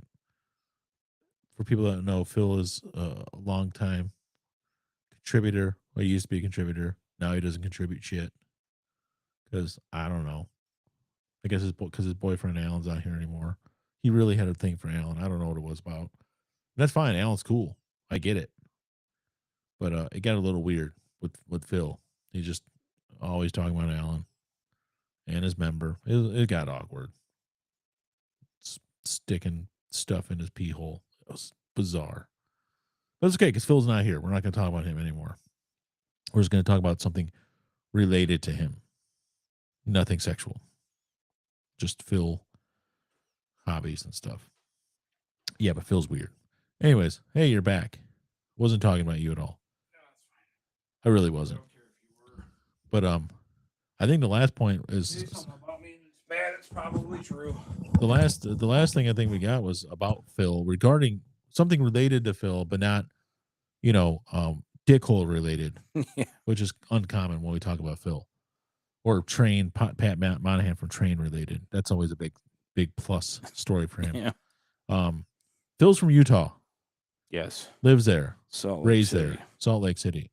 And they finally got something he's been waiting for a long time, and that's professional hockey. NHL professional hockey. How about that? The cream of the crop hockey, if you will. So Utah had a hockey team, and for the last year or so, their name has been Utah Hockey Team. Yep. Hockey Club, maybe. I don't remember. They finally came up with the name, and it is actually the name I thought was going to end up. They had like a contest early on, and they had 3 or 4 different names, and I was like, it's probably the best one. It's the Mammoths. Yeah, so he's got the Mammoths. That logo's actually, I think the logo's pretty awesome. He's a diehard Leafs fan. I said, so what are you going to do, man? What are you doing? He's like, well, I still love the Leafs. I'm like, no, you're from Utah. You support the Mammoths, and you fucking delete the Maple Leafs from your. I get it. You're from Utah. You didn't have a hockey team. Yeah. So you globbed on the Leafs. Yeah. You're gay. Yeah. That's fine. Well, but now that you're you have your own hockey team. You support them. Well, I'm gonna disagree with you only because of this, and we have people we know besides Phil who are fans of another team and not our local team, mostly in football. Oh, It football's happened. It may be Frank's oldest brother. Yeah. He is a Washington now Commanders fan, but also he's a Lions fan, but he's more so a Washington fan, and he has been for a very long time. I remember him in the 90s wearing the fucking Foreskins jacket. Yeah. He'll talk about, when Doug Williams won it back in 87 and then Riggins. Yeah, in Riggins, and then when they won in the early 90s with Mark Rippon. Joe Gibbs and Mark Rippon and stuff. So he was a fan. And then he'll come in and comment on our Lions stuff. It's like, you're not a Lions fan. So if you claim a team and you talk about them as your team and represent them as your team for so long, they become your team. But then when your local team starts winning, you can't claim them in my book. So Phil, you could stick with your Maple Leafs, but in a year or two, if Utah starts doing something and they start doing better and start this, you're not all of a sudden gonna be like, well, I'm a Utah fan. You can't fucking do that. You gotta. Yeah, I take back what I said. Brian's right, not me. I mean, I get it, but if it's he would have to drop casual Maple. He would have to drop it right now though. Yeah. Why they're bad? Yeah, exactly. Not good. He'd have to say right now. I declare now, I am a Mammoth fan. I denounce anything Leafs. Yep. But you have to do it right now. Yep. You gotta be done right now. That's the only way it works. You can't do it when they start winning. I worked with a guy who was a Dolphins fan. Okay, this is now almost 20 years ago. We actually once saw his band at TNT's. His name is Scott. Remember we went and saw his cover band ADD. He was a Dolphins fan, and he's like, I know I'm from here, but I spent some time in Florida and stuff when I was a kid. I'm just a Dolphins fan. I'm like, you don't like the Lions at all? And he's like, no. I mean, I hope they do well because I'm from around here, but I don't celebrate them. Dolphins all the way. I'm like, okay, that's fine. That's respectable. You admit to it. But if these Lions start winning, you can't come to it. And he says, I vow I will never do that. He told me that day. Yeah, I vow I will never do it. I vow. But you can't. You can't do both. I'm sorry. You can't claim both. Can't. That's like Abram or E. Cook is a Bears fan, and that's fine. That's fine. I respect that. You're a fan. You like inferiority. That's cool. Yeah. But he's also he's a Michigan fan, which is still bizarre to me, but that's fine. He just latched onto him at some point in his life. But all of a sudden, the Illinois Fighting Illini, their recruiting class coming into this year for football is really good. They got the number 4 recruiting class in the Big Ten and number 15 overall in the country recruiting class. So they could be good in the next couple of years, really good. You can't all of a sudden be like, I'm now an Illini fan. No. Well, and I know he doesn't live there anymore, but still, you know what I'm saying. I'd be like, all of a sudden, I don't remember where he's at now. He's in a southern state now, right? Tennessee. He's in Tennessee. And that's smart. He's all about the vowels. Yeah. Can't do the vowels. Volunteer. You can't. You've been a Michigan fan all this time. You can't all of a sudden change teams. No. Just because one gets better. That's called bandwagoning. Have you ever heard of that? I feel kind of bad because I explained to him, how the fuck are you a Michigan fan? He explained it to me. You don't remember how? And I totally forgot. I don't either. He did tell me. He tried to lay it out to me, this is why, blah, blah, blah. I did fucking. I had a point. I didn't absorb it. I had a point early on. I mean, but I'm glad he's with us, and that's why I talked to him. Yeah, if he wasn't a Michigan fan. When college football's going, we're bros. He's my bro. Right. But when Saturday, me and Eric are buddies. Sunday, he's my mortal enemy. Yep. And that's just the way it is. I had a point when I was younger where I always liked the Tigers, but I always thought if I was a fan of the National League, my team would probably be the Cubs. I was something like the Cubs. I always liked. I don't know what it was. I was a Ryan Sandberg fan. I thought Ryan Sandberg was great back in the early 90s and stuff. I was a big fan of him, and maybe that's where it came from.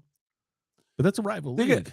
It's not like The park's real nice, and Yeah. the vines, and they're not the shit. White Sox, so it's like it's okay. Yeah. If I was a White Sox fan, and if Look- I was a Tigers fan, and also like I also like the No, White Sox, that would contradict each other. Well, You can't do I'll that. break character for my normal hateful self. I get why people would like Wrigley Field and Yeah. that, or God forgive me, even the Red Sox and the Wall. I get it. Yeah. I get it. But there's certain stuff that just don't make sense. But No. the Wall makes sense. Maybe even a front runner. As much as I hate every fucking goddamn New York Yankees fan, at least you're a fan. I'm a fan of a winner. I can't. My team sucks. I'm a fan of a winner. Yeah. Fine. You picked a winner. But there's some like things that just don't make sense. Like somebody, I've known people like live around here like, I really like the Broncos. Why? Doesn't make any sense. They were okay for a few years, but like you're a Broncos fan? Like fucking really? What? I'm talking to you, Aaron, by the way. The Broncos. Well- really? Or Dwayne with the Redskins were good for a couple years, maybe. Yeah, I mean they won. Come on. They won 2 championships in 5 years, but other than that, I mean, I don't. And at that time, the Lions weren't great. Well, the Lions are always been overall generally bad. Yeah. And I get it. Everybody around here has a second team. Everybody, Yeah. I get it because they were so bad so long. So I always rooted for Tom Brady, not the team, but Tom Brady himself because he played for Michigan. I get it. I'm that. not a Patriots fan. I'll No. never say that. No. But I'm a Tom Brady fan, and he would win. Like Tom Brady went to Michigan. I don't like him. Oh, I mean, there was a point where I liked the Dolphins too, and that was probably because of Dan Marino was awesome, probably the best quarterback to never win it. Might be one of the probably top 3 quarterbacks ever. Really think about it, numbers wise. So Futuristic numbers. Yeah, completely ahead of his time as far as the numbers go. Mhm. Honestly, but I just liked him. Oh, and the second reason I probably liked him was because Ace Ventura. Oh fuck yeah! Yeah. So there was a couple things there. Did any movie bring together so many different scenes of humanity than Ace Ventura? It's pretty great. So you got the football. Yep. Animal rights. Yeah. Death metal. Yep.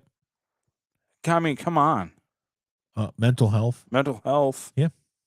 Cannibal Corpse The Cannibal was Corpse. in that fucking movie. Yes. Chris Barnes, the real Cannibal Corpse with the original lineup, Yeah. was in that fucking movie. It's great. Greatest movie ever in terms of encapsulating multiple scenes. I agree. Okay. I love it. I saw it in theaters multiple times, and I bought the VHS when it came out. I was a fan of the movie. I still am. But as far as other teams, the Broncos. You brought up the Broncos, and maybe Aaron's younger than us, obviously. And so maybe when he hit that age was right around the time that the Broncos won the 2 championships in a row. And that's kind of what the trap he fell into. I get it. He was impressionable. I get it. There's a point where in the late 80s, I loved the Bengals. And you know why? Ickey Woods. I thought Ickey Woods was fun. It's like, oh, Ickey Woods. I'm like, then they went to the Super Bowl and they were playing against the 49ers in the Super Bowl. I'm like, this is going to be great. And guess what? It wasn't. They got blown the fuck out. Yeah. And I was like, when Barry came out, I loved Barry, obviously. We always love Barry. But at the same time, Barry was kind of busting out. So was Christian Okoye in Kansas City. And I love Christian Okoye. I didn't like the Chiefs, but I like Christian Okoye. And he only had a couple of years there, but that guy was awesome. Anyways, I even like Thurman Thomas, but I probably only liked him because he was like, he came out of the same spot as Barry, and he was great for a little while too. But I didn't like the Bills. It's complicated, guys. I get it. But the Broncos though, my uncle, my dad's half brother though, Gary, he is a Broncos fan. Jed has a half brother And a half sister, yeah. I It's complicated. We'll get into that. I didn't know that. I just know the his full brothers. dad's second wife. So, but they were very young when their mom married my grandpa. So I think they have about 10 years between them and my dad. 10 years for one of them, 12 for the other. Anyways, he's a Broncos fan. And I guess I never realized. And all of a sudden he started posting stuff on Facebook a couple years ago. He's like, Broncos, I love the Broncos. I'm like, he still likes the Lions. He celebrates the Lions and the Tigers and stuff, but he's a Broncos fan. I'm like, that's weird. Why you like the Broncos? You're from, and he's like, dude, I was born in Colorado. I lived there until I was this age. I'm like, oh yeah, that's right. Forgot about that. So that makes sense, or you get some people that live in areas where there is no team. Like, my uncle, who is the Premise Land's father, has other kids too that are Premise Land's half siblings. One of them lives in New Mexico, and she's a Broncos fan. And I didn't think about it. I was like, well, they don't have a team, do they? They don't have an NFL team. So you got to find teams that are either close enough or whatever that you just latch onto. And she latched onto the Broncos. She didn't latch onto the Cardinals in Arizona because, back then they sucked, So I get it. So I get it to a certain extent. Utah Phil would be the same way because, again, like you said, he has nothing to latch onto. There was no team in his state for the sport that he loves the most. So he had to find a team. I was just shocked there was a team that was so far away. So it's still usually territorial, And so far gay. Yeah, because it's fucking Toronto. I figured you could have picked the worst team. I figured it would have been like, as much as I hate to say it, like the Avalanche.